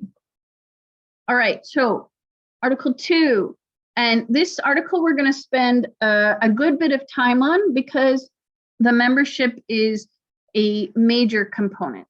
So there are 7 sections to this. It's actually the largest part of the Constitution. The first one is the composition of your club. All right, so for example, one of the compositions could be age. All right, put in the chat, how old do you have to be in order to be a Toastmasters member? Quick, quick. Yay, 18, yes. If you are under 18, what can you be a member of? Orators Club. Yeah, a gavel club. Yeah, perfect. All right. And if you're over 18, it doesn't matter if you're 18 or you're 110, you can still be a member of the Toastmasters. All right, so age is one thing. Can you think of something else? What else might be a composition of your club? What else? Quick. Gender, okay, possibly. What else? Especially in this section, yeah, language, profession, could be. All right, let's go back, yes, community. Before we get to professional and language and all of this, let's go back to the basics. So we've got an age, we have to have 18 years, a community club. Most of the clubs here are community clubs. Is it an open club? Is it a corporate club? Or for example, it might, which is, a corporate club would be usually limited to that corporation. And it might be, for example, a student club or belong to a specific university. And in that way, then it's not an open membership, okay? Now, the next part is admission to membership. How do we bring members in to be a member? Okay, a person in to be a member. They've said, I want to be a member. Who can tell me in the chat, what do we have to do to get that person to be a member? What is required by Toastmasters International in our Constitution? Let's see if you remember. Fill the forms. Yep, we have to fill the forms. Club council vote, okay? What else? A pledge. Anything else? Willingness to join, yeah, okay. Nobody's said the obvious, like they have to pay, right? Yes, thank you, Toastmaster Kunjan, you are correct. There must be a vote, and it must be the majority of the active members of a club. And we're going to go into that. I know you had questions about it earlier, and I'm going to go into that here in the membership section. And here we are. When this person becomes a member, you have to categorize them as active, inactive, or honorary. So an active member and inactive members have paid their dues. Both have paid their dues. However, let's say, for example, for an inactive member, let's say that you have a member who has been active the whole time, but maybe they're going through some difficult times at work, they're changing jobs, or perhaps a woman is going to have a baby, right? So they may request an inactive membership. That means that they know they will only be able to attend every once in a while, but they still want to stay as a member of the club. Okay, this is what an inactive member is. They pay their fees, however, they are somebody who is not actively attending, not actively taking place. Okay, now an honorary member is different. An honorary member, for example, in Kuwait, many clubs wanted to make Don Pradas, DTM Don Pradas, an honorary member. In that case, after you do the voting, and it requires a 2/3 vote of the club, then the club pays the membership of the honorary member. The honorary member does not pay, okay? However, it's important to know that there are certain responsibilities and restrictions on the type of membership that you have. So if you are an active member, then you have all the rights that you can imagine. You have the right to vote on anything that the club is doing. You can speak in any of the meetings. You can, boy, I'm doing all the uhs today. I hope there's no ah counter. You can compete in the club contests, but for inactive and honorary members, that is not completely true. So inactive and honorary members are not eligible to serve as a club officer. They are also not entitled a regular speaking slot. Let's say if there is, of course, room, then great. But if you're full, you can't accept an inactive member over an active member. Does that make sense? Okay, so let's say DTM Khalid, after his year of being district director, is exhausted, and so he is going to be an inactive member of Actimine's Toastmasters Club. If he does that, then let's say you doubt, yeah, I hope not. But anyway, let's just say he's more on vacation mode. So he's decided he wants to be an inactive member. And now we're putting up the roster and saying, okay, who wants to sign up for speaking slots? DTM Khalid says, I want. And like 4 other people who are actually active members requested as well. Therefore, we have to choose the active members over DTM Khalid, who is not an active member. Does that make sense? Yes? Inshallah. Okay. No wasta? Maybe. But I don't think so. No.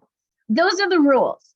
Okay? Those are the rules. Now, if the club decides to overlook that and say, wow, we've got our immediate past district director giving a speech, we want to hear him. Okay, then they might. But for other inactive members, no. Now, inactive members and honorary members may serve as substitutes when requested by the president or the Toastmaster at the meeting. Let's say our grammarian didn't show up for the day. Something happened, they got a flat tire on the way to the meeting. Allahu alim. Okay, what is the percentage of being inactive? You know what, DTM Nasreen, I don't have that answer. I don't know that there is a percentage. It doesn't say anything like that in the club constitution. It just says that they're not a regular attendee. And that person, you need to decide that at the time that they either renew or that they become a member originally. Okay, so they may serve as substitutes, substitute speaker, grammarian, whatever during a meeting if somebody doesn't show up. They may also participate in club discussions, and they can serve as evaluators for speakers. However, they do not have a vote. So all inactive and honorary individual members have no vote in the club as you are deciding anything in the business session, right? Good. I hope that clears everything up for inactive and honorary membership. Now, we're going on to Article 7, which is about discipline. For this one, we're talking about any kinds of problems that may occur in a club, whether you want to discipline a member, expel a member, suspend their membership, or say that we are not going to renew your membership. Now, this is, of course, something that is not easy to do. It's not fun. I've gone through it before. And I have to say that you want to be able to choose what you think is best for the club overall. But there are rules. So you want to think about who is it in our membership, whether they are active or inactive or honorary, that does not support this club's purpose. They do not constructively contribute to the club program or the activities. Are there members who act in a manner that's inconsistent with the standards of conduct set by this club or by Toastmasters International, and any other just cause for, there are many things that it could be. All right, so let me give you an example. Many years ago, not long after I became a Toastmaster, there was a member in my club at the time who was a senior member, very active in the club, very well versed in Toastmasters. However, that person had a rather nasty attitude. And that person would regularly say bad things to other members of the club. The first thing that happened was, and it's not required, but it was recommended that if two of them fall in love, is it a reason to expel? No. No. As a matter of fact, we had a couple that ended up getting married. They were members of the club. So sorry, that doesn't work. But that, as long as they are conducting themselves appropriately in the club meeting. So let me go back. This person was behaving inappropriately in a manner that was making other members afraid to speak up. And what is the mission of a Toastmasters club? What does it say about the environment that needs to be there in your club? What kind of environment do you have to maintain? Who can tell me? In a supportive and positive environment. Yes. Okay.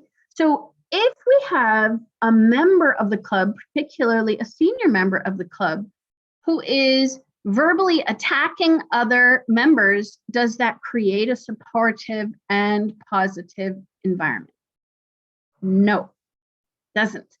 Therefore, the ExCom gave that member a warning. Basically, we sat down with the member and said, you are not supporting the purpose of the Toastmasters Club, and we encourage you to look at things in another way. Exactly. Teamwork, adding your positive attitude. We gave many suggestions for improving and said that if it happened again, that we would have to remove that person from the club. So within a month, we had a brand new Toastmaster. That person had been in the club only 1 month and was getting up to be a grammarian for the very first time. Unfortunately, this senior Toastmaster attacked that person, interrupted the grammarian report, humiliated that new member in front of everyone. And that new member walked off of the stage, out the door, and never came back. Absolutely refused to have anything to do with Toastmasters anymore. And after that happened, the club decided, the XCOM decided to put it up for a vote. Okay, it requires a vote. And this was a reason to expel a member. Does anybody know? Let me go back. Does anybody know? Well, we'll go over it here in terms of voting. Okay, so let's go over now to the next article, which is new member fees and dues. The new member fee, who knows? What is the new member fee for Toastmasters International? In dollars, in US dollars. Who knows it? 20, yes, exactly, $20. All right, so we have to pay that $20. Now, it's up to a club, and this would be in your addendum. Are you going to charge a reinstatement fee? Let's say, for example, you have a member who left, okay? Who left the club, did not renew, and then a year later, or even 2 years or 5 or whatever, how many years later, they decide to become a member again, and they want to reinstate. You can, as a club, as an XCOM, decide that you would like to have a reinstatement fee. Okay, and again, this it's part of the club addendum, which has to be agreed upon by the members, but you can periodically go in and update this and change it. It is not required, but you can still do it. But it must be stated in your addendum if you have a reinstatement fee and what it is. The same thing goes if you have a member who wants to transfer to another club. Your club may charge that member money because you're losing a member, right? And it's often in the middle of a term. No, the reinstatement fees and the transfer to other club fees, they go to the club. This is part of the club addendum. Okay, Toastmasters International does not charge. It is up to the individual club if they want to have this extra charge. I have to say, pretty much everybody right now is begging for members and they don't want to add any extra charges, right? Because if we're going to, people trying to move to physical already, we are going to have to maybe charge extra for our membership dues, our membership fee, because we're paying for venues. All right, and venues have become expensive. No, actually, DTM Siham, it's not new. It's been in the Article 3 of the Constitution. It's just not many clubs actually do it. Okay, now, then again, we have our regular club dues, and your club needs to determine how much those club dues are. This has been, again, yeah, no problem. So again, club dues, we changed, many of us changed our club dues when we moved online. And now some have gone back to in person. They need to change their club dues, or they're hybrid. And you have to decide what those are. Again, this goes into the addendum or Form 6B to the club constitution, and it needs to be agreed upon by the members. If you have to increase the club dues because you're moving to hybrid, perhaps you have to pay for a venue then that you weren't paying for before. This is something to consider. Most of all, definitely keep calm and renew your membership. Now, moving on to Article 4, meetings and notice. So we have different types of meetings. We have our regular meetings. The regular meetings need to be in our club constitution. When do you meet? Do we have, and we have special meetings. Maybe we want to have like a club anniversary meeting, or we might have a special meeting for a club contest. The club executive committee meetings, how often are they meeting? This has to be written into your constitution. Are they meeting once a month, twice a month, once every 2 months? How often are they meeting? Then you have to look at sections 4 and 5, which are about giving notice of the meetings. So for regular business meetings, this needs to be the same as what's in the addendum. Okay, if you are changing your regular business meetings, it has to be changed in the addendum to the club. And any change in that date, the time, or the place of a regular meeting, and notice of all special meetings, you need to give at least 4 days notice in advance. This is preferable. I know sometimes it doesn't happen. These things, emergencies can at times occur.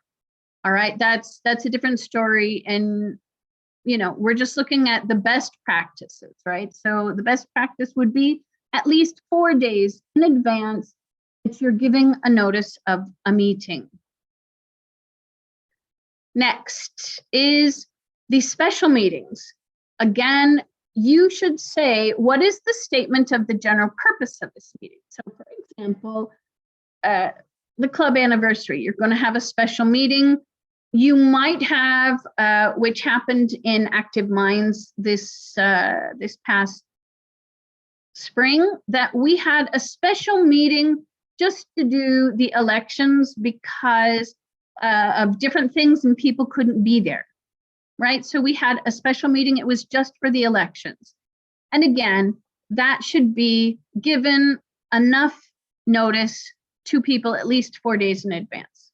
Now, if there's a permanent change to the time or place of a regular meeting, you need to both vote on that in the club, and it requires a majority of your active members, and 2, once it is approved, then the club secretary has to provide notice to world headquarters, and it should be changed on your club website.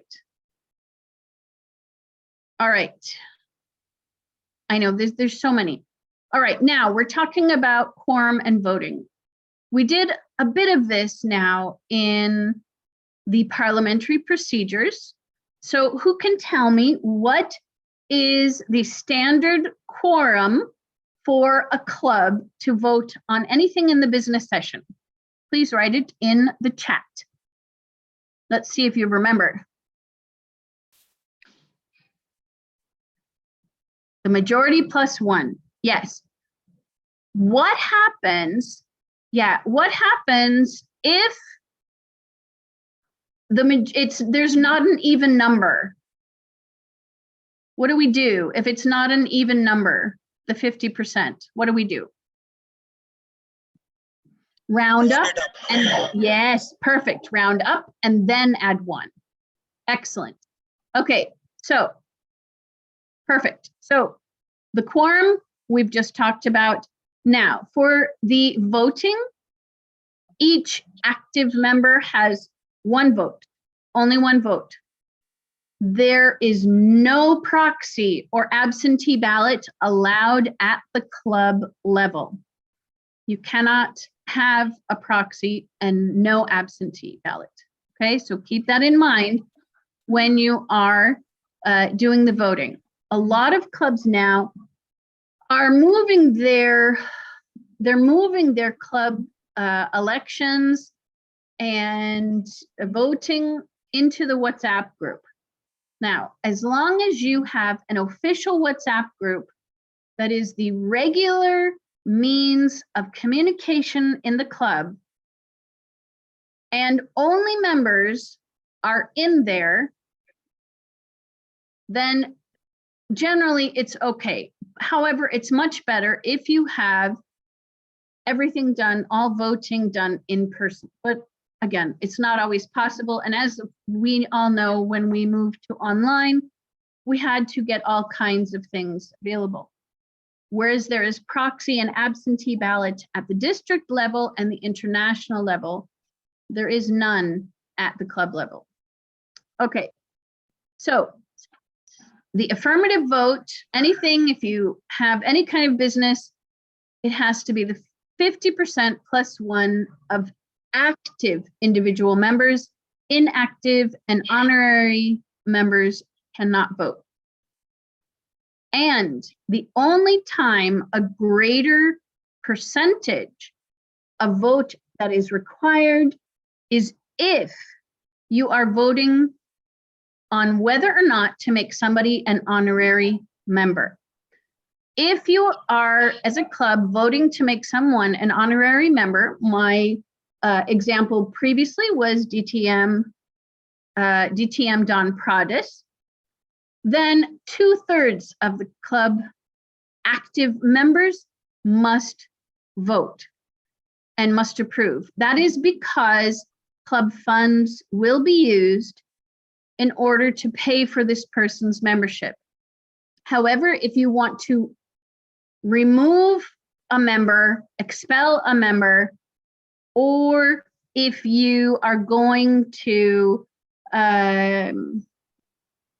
remove someone from the XCOM, it only requires the 50 plus one. However, if you are doing the procedures properly, anytime there is a disciplinary action that requires a vote, you need to give the person who the discipline is being taken against them, okay? You need to give them a chance to speak, all right?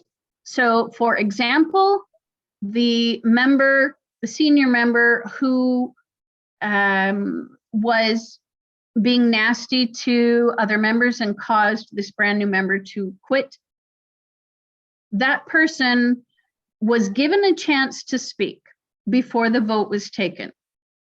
Okay, it didn't matter. People still voted to remove that member.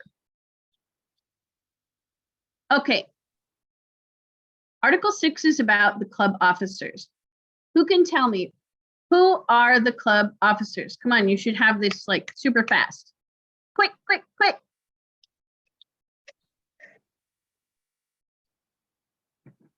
You need to type faster. Put each one individually. Yeah. The Super 8. Okay, you're right. There are 8. How many? 8. Yes. President, VPE, immediate past president. Good. Who else? VPPR. Yep. Keep going. Secretary. Sergeant at Arms. Vice President membership. Perfect. Who can tell me what are the 2 club officers that are absolutely required? Thank you, DTM Nasreen. It is treasurer as well. Who are the 2 club officers that are absolutely required? Nope, it's not president and VPE. Yes, DTM Murley, it is president and secretary. You cannot have a club without a president and a secretary. Now you imagine it's hard to do without those other members, but according to Toastmasters International, that is the rule. So, and I'll show you why. So we have all our lovely 8 officers. Notice that those offices are the only ones where you get credit, educational credit, that is stated in the club constitution, okay? No, it's not that you can't have a meeting, Rick, as far as I understand, DTM Rick, you cannot have the club. Your club must have a registered president and secretary. And also to have a meeting according to California law where Toastmasters is incorporated, you need a president and the secretary at the meeting, but you can elect a presiding officer and elect a secretary for that meeting. Fabulous. Thank you so much. I appreciate that. Perfect. Okay. So your club can have other officers. Let's say you decide to have an officer that does an event, okay, events officer. However, you can have that, that's not a problem, but that person will not receive educational credit from Toastmasters International, okay? All right, the term of office, yeah, correct, they're not getting any credit. All right, so the term of office, there are two possibilities. Oops, let me go back. How many, what can you tell me? July to June, yep. You can have 6 months terms of office and therefore you will have 2 elections. Yeah, or you can have 1 year term of office and therefore only 1 election. Perfect. Also, who can tell me what happens if the immediate past president's position is vacant? Let's say it happened before in our club where the immediate past president left the country and moved to a different country. And of course, this was prior to COVID and we were not online. So we had a vacancy. Can you just remove that person's name and add somebody else? Yes or no? Nope, yes. You cannot. Exactly, DTM Early. You cannot remove the name. It just will have to remain vacant. Now, you can obviously have other senior members who can advise you, but you cannot put anybody else in their place officially. Right, nominations. Now, you should have a nominating committee, and that nominating committee should have approximately 3 active members on it. And it is appointed by the club president, and it should be appointed at least 2 weeks before the election. This will give the time needed for people to, if the IPP didn't renew, same thing, it's a vacancy. It's still a vacancy and you cannot put anybody else there. All right, not officially, but of course, what happens in many clubs is that the president before the immediate past, right? They often are there to advise, but they cannot officially be part of the ExCom. Okay, sorry, going back to president. No, I'm not talking about president. Hang on. Let's back up. We were speaking only about the immediate past president. Okay? If you have a vacancy in the club officers, the voting club officers, because remember, the immediate past president does not have a vote in the ExCom. Okay? Yeah. All right? They are there to advise and to guide. Right? But they do not have a vote on the ExCom. Correct. Guiding. Now, let's go back to nominations for club officers. So 2 weeks ahead of time. Then, once the nominating committee has received their nominations, they need to present those nominations to the club membership, and the elections need to take place. You can have further nominations from the floor. Yes, you need to have a chair of that committee. Thank you, DTM Murley. One of those 3 active members needs to be the chair. Okay. And it's usually the club president who chooses, but it could be out of those 3 members, they vote, no, I want you to be chair. No, I don't want to be chair, you be chair. That's usually the way that it goes. And all elections shall be made by secret ballot, unless the entire club majority votes to have open voting. Yes, it is often the immediate past president who is this chair, but that is not required. Okay, moving on. The term of office, as we stated, would be 1 year or half a year. If the term is 1 year, you should have the first meeting, your elections should take place the first meeting of May in each year. Why do you think you would want to have that election on the first meeting in May, even though these officers will not take their positions until the 1st of July? Who, tell me in the chat, why do you think that's a good practice? And by the way, this is as long as it's feasible to stream it, to push them into place before, okay, to prepare them. That is the biggest thing. Smooth that takeover. You want to have time for each of those people to have a chance. Good. They will need to attend the club officer training, which is usually in June. They need to learn about their role. And the best way to do it is to shadow the current officer. If you have a half-year term, which most clubs in our area do not, but if you do, then you would have the election on the first meetings in May and November of each year, as long as it's possible. These are preferable. Now, what happens, and this is going back to what happens if a president or any other officer resigns or is removed, okay?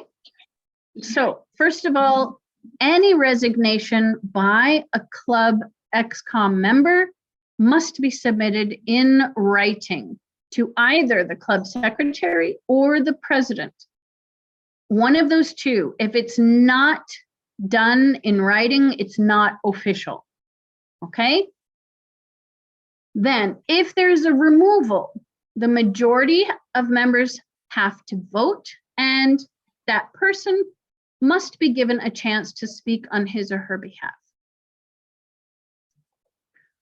All right, now, if we have a vacancy in the office, let's say they resigned or somebody, something happened. They moved, they were in a horrible accident, or they just had to leave, right? These things happen. Therefore, we need to hold a special election within the next business meeting, as soon as possible after the announcement of the vacancy, okay? All right, now, who can be re-elected? Any officer can be re-elected to the club ExCom except for the club president.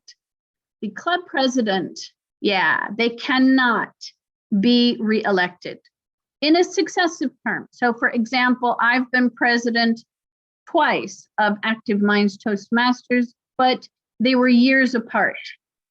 Okay, so it can't be one term right after the other. Good. But they can be if it's semi-annual. Thank you very much. If you have a half-year term, you can be elected again. So basically, it's no more than 1 year. Now, what are the duties of the officer? I want you to get active here. Where is my timer, by the way? I have to check. don't see my timing. You are already in red. I'm in red. Ah, thank you very Better much. not to see. Better not to see. Better not to see. Okay, so we're just going to go through. You know, we've got all these lovely members here in our XCOM, and I think you all know what their duties are. Just to make sure, the council representatives in the area council, we have president, vice president, elected education, and vice president membership. District is president and VPE, but in international, it's president and secretary. And this is why you cannot have a club without the secretary. And there may be additional duties. Okay, moving on. Okay, so the thing that I want you to know are that each club should have committees. The XCOM is the executive committee, and it is headed by the president. But the education committee should be there, and it is, yes, these are all ad hoc, and they are in our constitution. The education committee should be run by the vice president of education, membership committee to be run by the vice president membership, public relations committee to be chaired by the VPPR. The social and reception committee is usually run by the sergeant at arms, okay? Because basically, if you don't have committees, you have a problem in your club. Who can tell me very quickly, why would you want these committees? Other than the executive committee, why do we need these education, membership, public relations, and social? Why do we need them? No idea?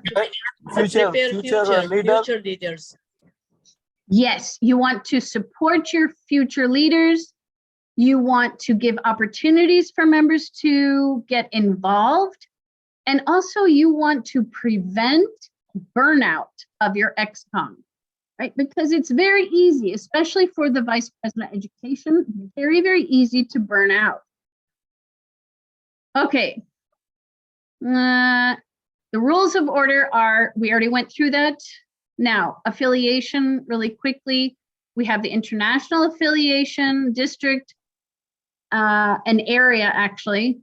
Financial obligations, we have a financial obligation to Toastmasters International. We are required as a club to make sure that we are paid. And we have to understand that each club is a separate legal entity. Toastmasters International is not legally responsible for our club in terms of its finances. Like if we incur a debt as a club, Toastmasters International has nothing to do with that. Okay? Now, we are guaranteed representation at the annual business meetings and the other meetings. And we also need to be very careful about making sure that we are following the governing documents. And again, this addendum or Form 6B of the club constitution looks at the specifics of a club options. For example, if it's going to be a women's club, if it's going to be a specific language club, if it's going to be anything like that, which is out of the ordinary. Again, it requires, any changes to this addendum require at least a majority, 50% plus one of active members. Okay, one of the reasons why we cannot take the club money and actually use it to buy things is because clubs can be dissolved and the club money belongs to every single member in the club. So it doesn't belong to one person. So therefore the funds in each club are only limited to education. They cannot be used for social or political purposes. or for any individual's benefit. All right, and of course we must comply with California law and local jurisdiction law, whatever country you are in. Okay, if you want to amend your club constitution, you can put forward a proposal to the international board. Okay, so you can, anybody can make a proposal, either the international board or the club itself. Don't forget, the club has power. Members are the foundation of this institution, okay? And then it would be voted on at the international convention. And it needs to be done at least 60 days before the meeting. Okay, I know I went over time, so I'm just going to stop it here and turn it back to you. Thank you so much. It was a lot to cover in a short amount of time. Back to you, MC.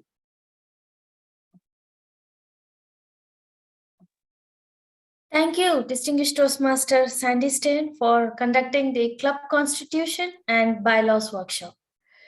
Before we start with the question and answer session, I would like to hand over the control to our Division A Director, Distinguished Toastmaster Sanjay Gupta. Thank you very much, Toastmaster Veronica. Friends, we truly had an enriching sessions today evening, and I see means we are truly fortunate to have with us DTM Ricky Sider. He is an international director, a very experienced Toastmaster, and I would be really failing in my duty if I don't invite DTM Ricky to please provide his valuable feedback to all of us, and I'm sure it would be truly useful for us. Thank you. DTM Ricky, the control is to you, sir.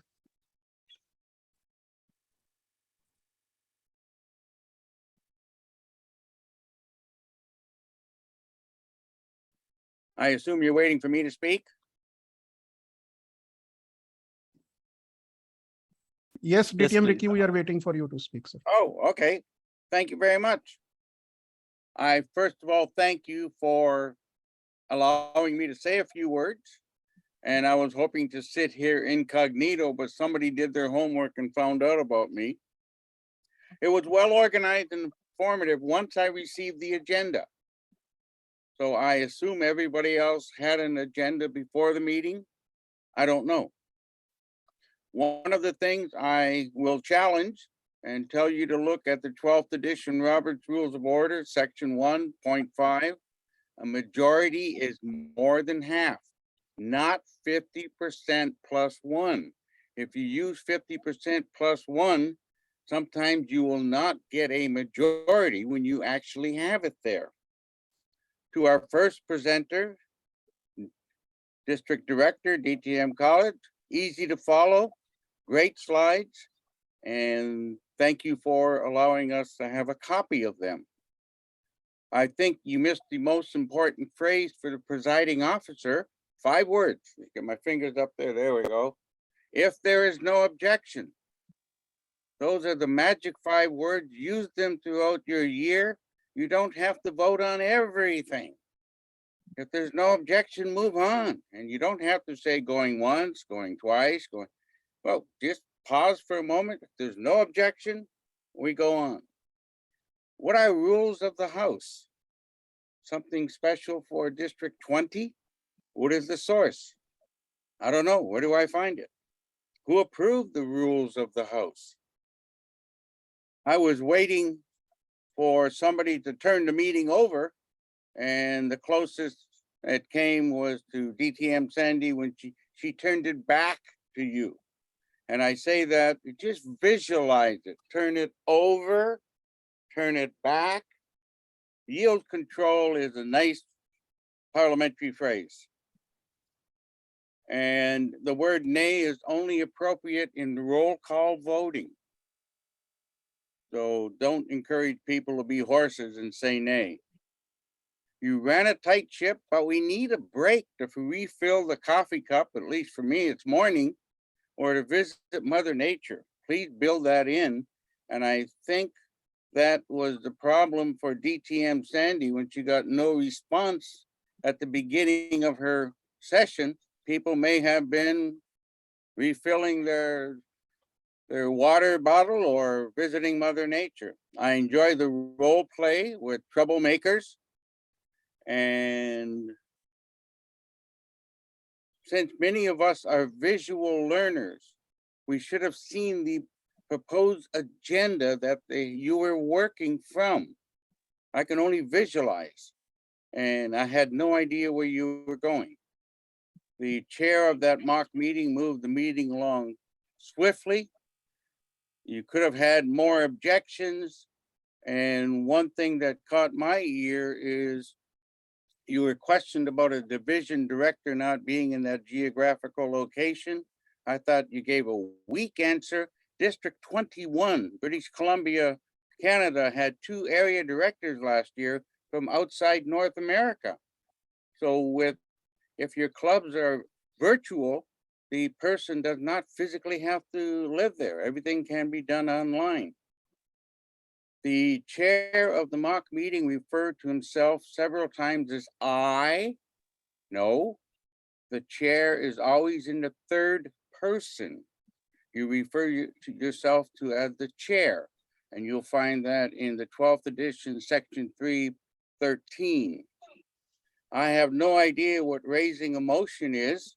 I think that was built into the script. I take the word raised, meaning lifting or ascending. It's I move that. 3 magic words. I move that. And you'll find that in the 12th edition, section 4.4. You, as I mentioned earlier, you don't need to prolong a request for a seconder. Let's get on with it. You give them that chance, pause, and let's go. As for all the conversation on disciplinary action, we spent too much time on that. That is in section 61, 62, 63 of Roberts, and you have to go into a trial, and you don't want to go there. It is embarrassing and a disaster. I thought you ended the council meeting abruptly. It wouldn't happen in real life. I believe you tried to railroad that through, and it did happen, but a good mock council meeting, and I thoroughly enjoyed it. Good session, DTM Sandy, on the club constitution. Sorry you didn't have more time. It was informative, enlightening, and I hope you put it in the chat for others to look at it. And on your last section, the amendments to the club constitution, see page 27 of the August Toastmaster magazine. They have ideas for how you can make standing rules just for your club, and you don't have to go to world headquarters and change your constitution. This is just a little something for our club. We do this, and we expect everybody. Example, in my Monday morning club, we have a position called the listener, and it's written into our standing rules that a person listens for these off-the-wall comments people makes and quizzes us at the end, not directly, but as a group. So that's part of our standing rules of our Monday morning club. And Sandy brought it to our attention that she's awesome. Thank you. At least you didn't say some, awesome. And the other thing I think you could have mentioned was that the mentor to a new Toastmaster should point out that all the governing documents are available online. So you could see all the documents for Toastmasters and the club. So those are my observations as we went through, and I thank you for allowing me to say a few words, and I'll go back to be incognito unless somebody has a question which I can answer. Mr. Chair. Thank you very much, DTM Ricky. Means it's truly valuable insights which you have provided today. DTM Khalid, would you like to add on something from your side, please? Well, what else can I add? I mean, it was really amazing evaluation. I'm glad that this is already recorded, so I can go back as well and learn from each and every single point that DTM Rick just mentioned. So thank you so much, DTM Rick, for being here. We're truly blessed to have someone like you who almost memorizing the governance document, memorizing also the rule, the Robert Rule Book of Order by heart. So thank you so much for being here. Back to you, DTM. Thank you very much, DTM Rick. Once again, means your words are truly valuable for all of us. Now I move back control to the Master of Ceremony, Toastmaster Veronica, to carry on with the remaining agenda. Thank you. Now let's move on to the question answer session. So please post your questions in the chat box. I have a few questions with me. The first question is for Distinguished Toastmaster Sandy. It's by Area 12 Director Pitambara. Yes, he has asked, what if the immediate past president has not renewed? Yes, as I said, if the immediate past president has not renewed, then that position remains vacant until the next elections, which is, so you do not have elections. The immediate past president is not elected. It's an appointed position after they have finished their term as president. So no one else can take their place in terms of the official member of the ExCom. However, other people, other senior Toastmasters can serve as advisors or guide them.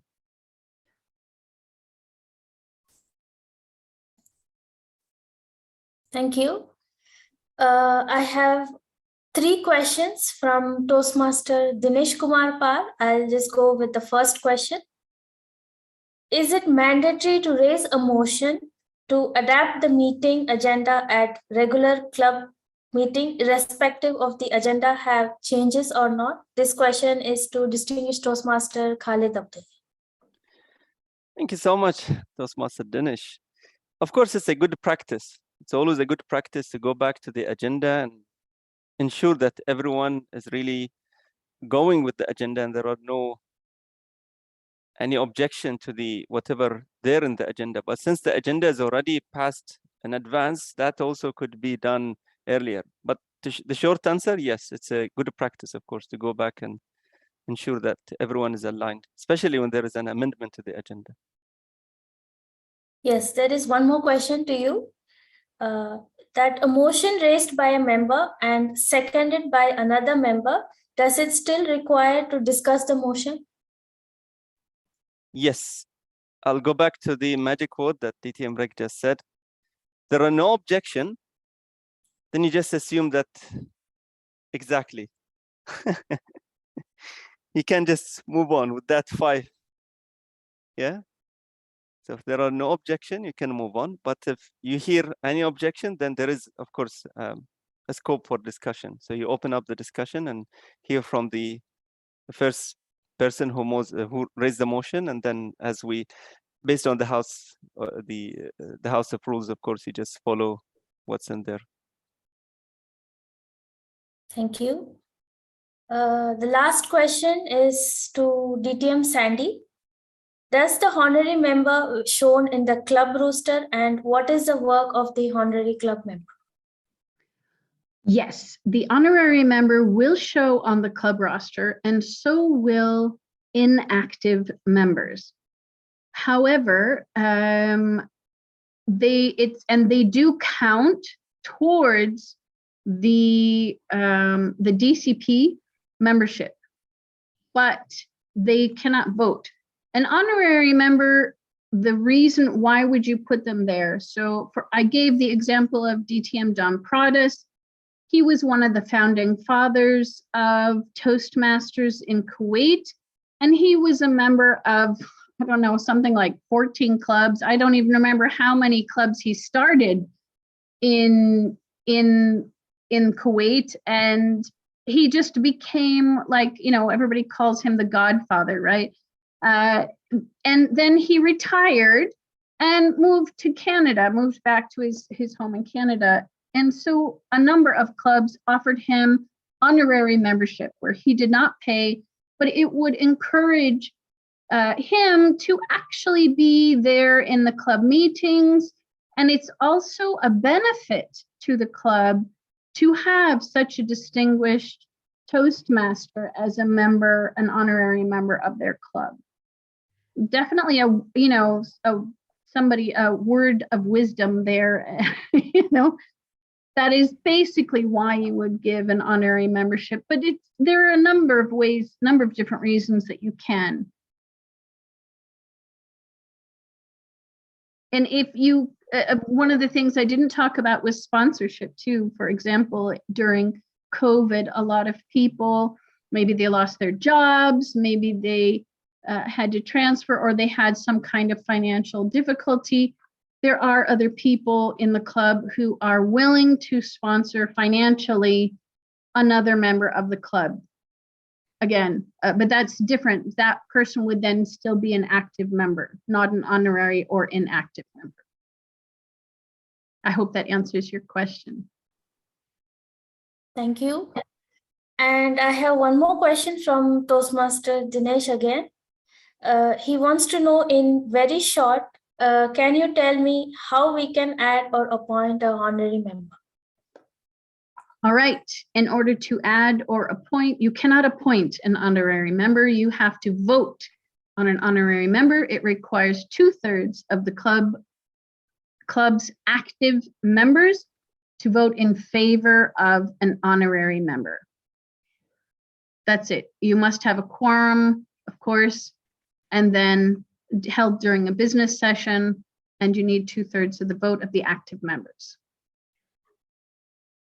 Quorum is for the members present and not considered for the total. Sorry, Kunjan, I can't understand your question. I'm sorry. Quorum is for the members present and not considered for the total strength of the club. What exactly do you mean? I think I understand. Rashid, think we can't hear you. Yeah, I think he means when determining the quorum, is it the strength of the club that is taken into account, or is it the members present which are taken into account? I think you need No, to the define as well total number of active members. It doesn't matter they are present or not. And I mean, from the total active who are present, then you are but it's like 24 are the active members, and say 15 attend. But that quorum, I mean, the total active is 24. So from it's now not 50% plus one. I don't know what they will call it. And again, so for just this meeting, 50% plus one. So let's say the quorum is established. I think there is another question I saw asking, what is the inactive member means? How do we decide which members are inactive?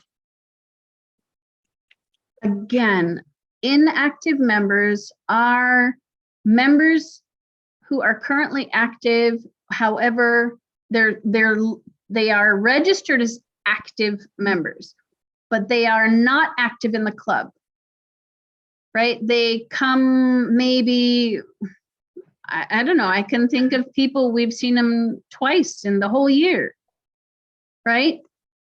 So, I mean, the problem with having the inactive members having a vote is because they're counted towards the quorum. And if you have somebody that's only there, a couple of times a year, that is really not fair to the active members. And that is why you would choose that person as an inactive member. So for example, there is, as far as I know, and DTM Rick, if you could clarify, if you know the answer, I could not find the answer of what they would call, how would they define an inactive member as according to like, what is the percentage of meetings that they attend or something like that. I did not find anything like that. If I may jump in, unless you give an excuse why you won't be there, most clubs take the magic number of 3. If you miss 3 consecutive meetings, you are considered inactive. But if you say, I'm going somewhere for a month, well, you know, you've given notice and you should not have any problem. And I just put in your club standing rules, define inactive member. Yes, exactly. That is the best way to do it, is to put it in your addendum. What do you as a club define as an inactive member? And you guys can choose that. And you can also say, what do you call an honorary member? Same thing. You can add that to your addendum and make that very clear, just like you can add in the fees and, you know, different specific information for your particular club. DTM Sandy, there is a request from the members and DTM Ricky as well. If it is possible to post your PPT in the chat. Yeah, in the chat? Sure. Yeah. Give me a second. I have to close it. Yeah, Veronica, is control is to you. Yes, I have one question from Toastmaster Walasa. Yes, if there are 25 members in the club, then the 50% is 12.5. Can I take it 12 by rounding, so the quorum will be 13? No, it has to, yes, exactly, 13. It has to be 13. So the majority, we've been discussing this, the majority of the members, which in this case 13. Yes, thank you. And that's it. I have received only these many questions. So can I end the question answer session, or does anyone have any other questions? Yeah, we can take one more question from. Point of order, can I come in? Yeah, please. I believe Toastmaster Pridhambaran has had his hand up for a while. Yes, thank you very much. And I am Toastmaster Pridhambaran, Area Actuary Director. And my question, there are two questions. One is about honorary member. If a member is a dual member and a club decides that later on he can be made as an honorary member, though he is a paid member of other club, is it possible? Number one question. And number two question is, there are clubs normally do a practice that before inducting a new member into the club, an introduction about the member is given and a majority of the consensus the members are taken. Is that is done with any sort of procedures or protocol, or it's as a just best practice? These are the two questions I have. Okay, first of all, about dual membership, again, that is information you can put into your addendum as a club. How you deal with dual members, whether or not a dual member can be an honorary member, that again is up to you as a club to decide. All right? Now, remind me of your second question. I've totally forgotten. My apologies. Second question was about now adding while adding. Yes, adding a member. Yes. Okay, thank you. I remember now. All right. Best practices would, of course, be that member attends the club at least once, and people would be introduced to them. You can, when they have requested membership, you can, of course, go ahead and give information about them. But again, in the addendum of your club, if you want prospective members to be required to attend 1, 2, 3 meetings before they are allowed to become a member, that is up to your club, right? Again, you have that power as a club. The idea is just to put it in the addendum so that everything is crystal clear, the rules are out there, and everybody knows what they are, okay? Because there are active minds, we used to require people to attend 3 meetings before they could become a member, because we had people who would just, I'm going to become a member, and then they'd become a member and then they disappear, right? And we wanted serious people. But then we voted as a club to change it later on. Okay, thank you. I Page think we need to 27 wind of up. the August magazine. Thank you, DTM Rick. We need to wind up the Q&A session, TM Veronica. Yes, with this, we have come to the end of the question answer session. Now let's move on to the vote of thanks by Toastmaster Anjali Gupta. So ladies and gentlemen, attitude of gratitude is an important part of life. And now to deliver the vote of thanks, we have Toastmaster Anjali Gupta, who was a past president of C2A Toastmasters Club. So put your hands together to welcome Toastmaster Anjali Gupta to deliver the vote of thanks.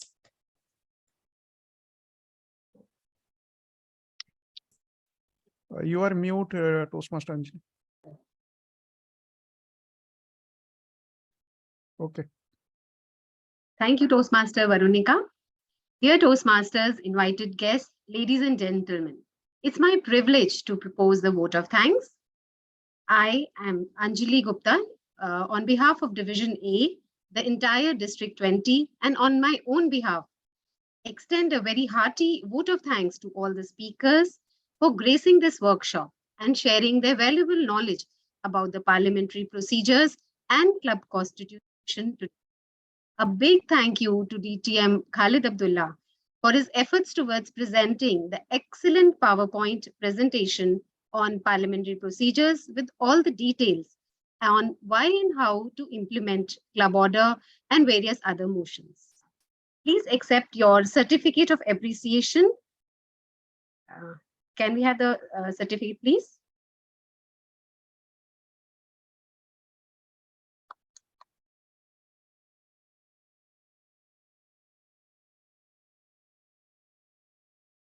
We are grateful to DTM Rashid Maimoon and his team for demonstrating the parliamentary procedures in action so clearly and effectively.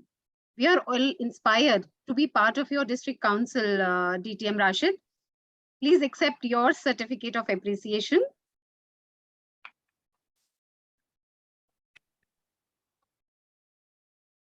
A deep sense of appreciation for DTM Sandy for giving us an excellent coverage of the club constitution on the various quorums, the voting membership, details on that, and please accept your certificate of appreciation.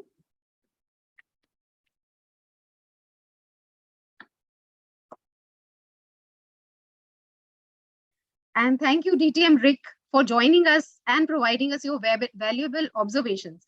It was kind of a GE session for us for the webinar. Thank you so much. Now we take this. Now we would like to take this opportunity to place on record our hearty thanks to DTM Mona and the district PQD team for the perfect guidance and support extended to all of us in organizing this workshop. Our thanks to District 20 team for their enormous cooperation in the organization of this event and providing the speakers. In fact, District Director took over the role of the speaker, one of the presenter. Thank you so much, District 20. Ladies and gentlemen, an event like this cannot happen overnight. We have been fortunate enough to be backed by a team of very motivated and dedicated team of Division A under the guidance of Division Director DTM Sanjay Gupta, who knows their job and are result oriented. Thank you, Division A team. And Division A is lucky to have a veteran Toastmaster, an encyclopedia of experience in leadership roles, DTM Mohammed Salim. In our ExCom team, he gladly took on the role of the chairperson for this workshop and provided his valuable guidance. Many thanks, DTM Mohammed Salim. Please accept your certificate of appreciation. And now the team of the Division A, who made this possible to have this workshop. Toastmaster Veronica, our MC for today. Please accept your certificate of appreciation. And yours truly, Toastmaster Anjali, Head of Registration. I have been pestering all of you to join the workshop, and we did have a good audience, reached about 73 audience. Thank you so much for joining us. Toastmaster Arun Kotwani, the Head of PR. Please accept your certificate of appreciation. Toastmaster Priyanka Purohit, our Sergeant at Arms, and Head of IT. Please accept your certificate of appreciation. And Toastmaster Dhwani, our timer today. She was behind the scenes. Now we can see her beautiful face. Please accept your certificate of appreciation. Last but not the least, our lovely audience. We thank you all for being with us for the last 3 hours. It has been a great pleasure. We will be sending the participation certificates to all the participants who had registered in advance for the today's workshop. Thank you all and have a lovely weekend ahead. Thank you, Toastmaster Anjali Gupta. Now I would like to invite our Division A Director, Distinguished Toastmaster Sanjay Gupta to adjourn the workshop. Thank you. Thank you very much, Toastmaster Varunika. Before I adjourn, I see the raising of hand from Toastmaster DTM Anantha Murali sir. You want to say something, sir? Yeah, I forgot to register. So will I not get my certificate? Just kidding. Just kidding. We will make sure, sir. You will get it, sir. We will make sure. A great session. Thanks a lot. Thank you very much. And I must express from the bottom of my heart, once again, my sincere thanks to the entire District 22. It's an amazing experience for all of us, participating in this workshop. District 20 Director DTM Khalid, with your permission, can I adjourn the workshop for today evening? Yes, yes, please. Please, Okay. you're the boss today. I'm only a presenter here. Thank you. So we adjourn today's workshop, and once again, thanks all the participants, all the speakers, DTM Sandy, DTM Khalid, DTM Rashid. Means thoroughly enjoyable parliamentary procedures. Thank you. DTM Rick wants to say something. Yeah. Remember, if there's no objection, 5 words. 5 words. Thank you very much, DTM Ricky. Thank you. It's an amazing, sir. Thank you, friends. Bye, everybody. Bye. Bye. Thank you. Bye, everyone. Can we have a group photo, please, before you leave? I think it Anyone must have can been open their- taken.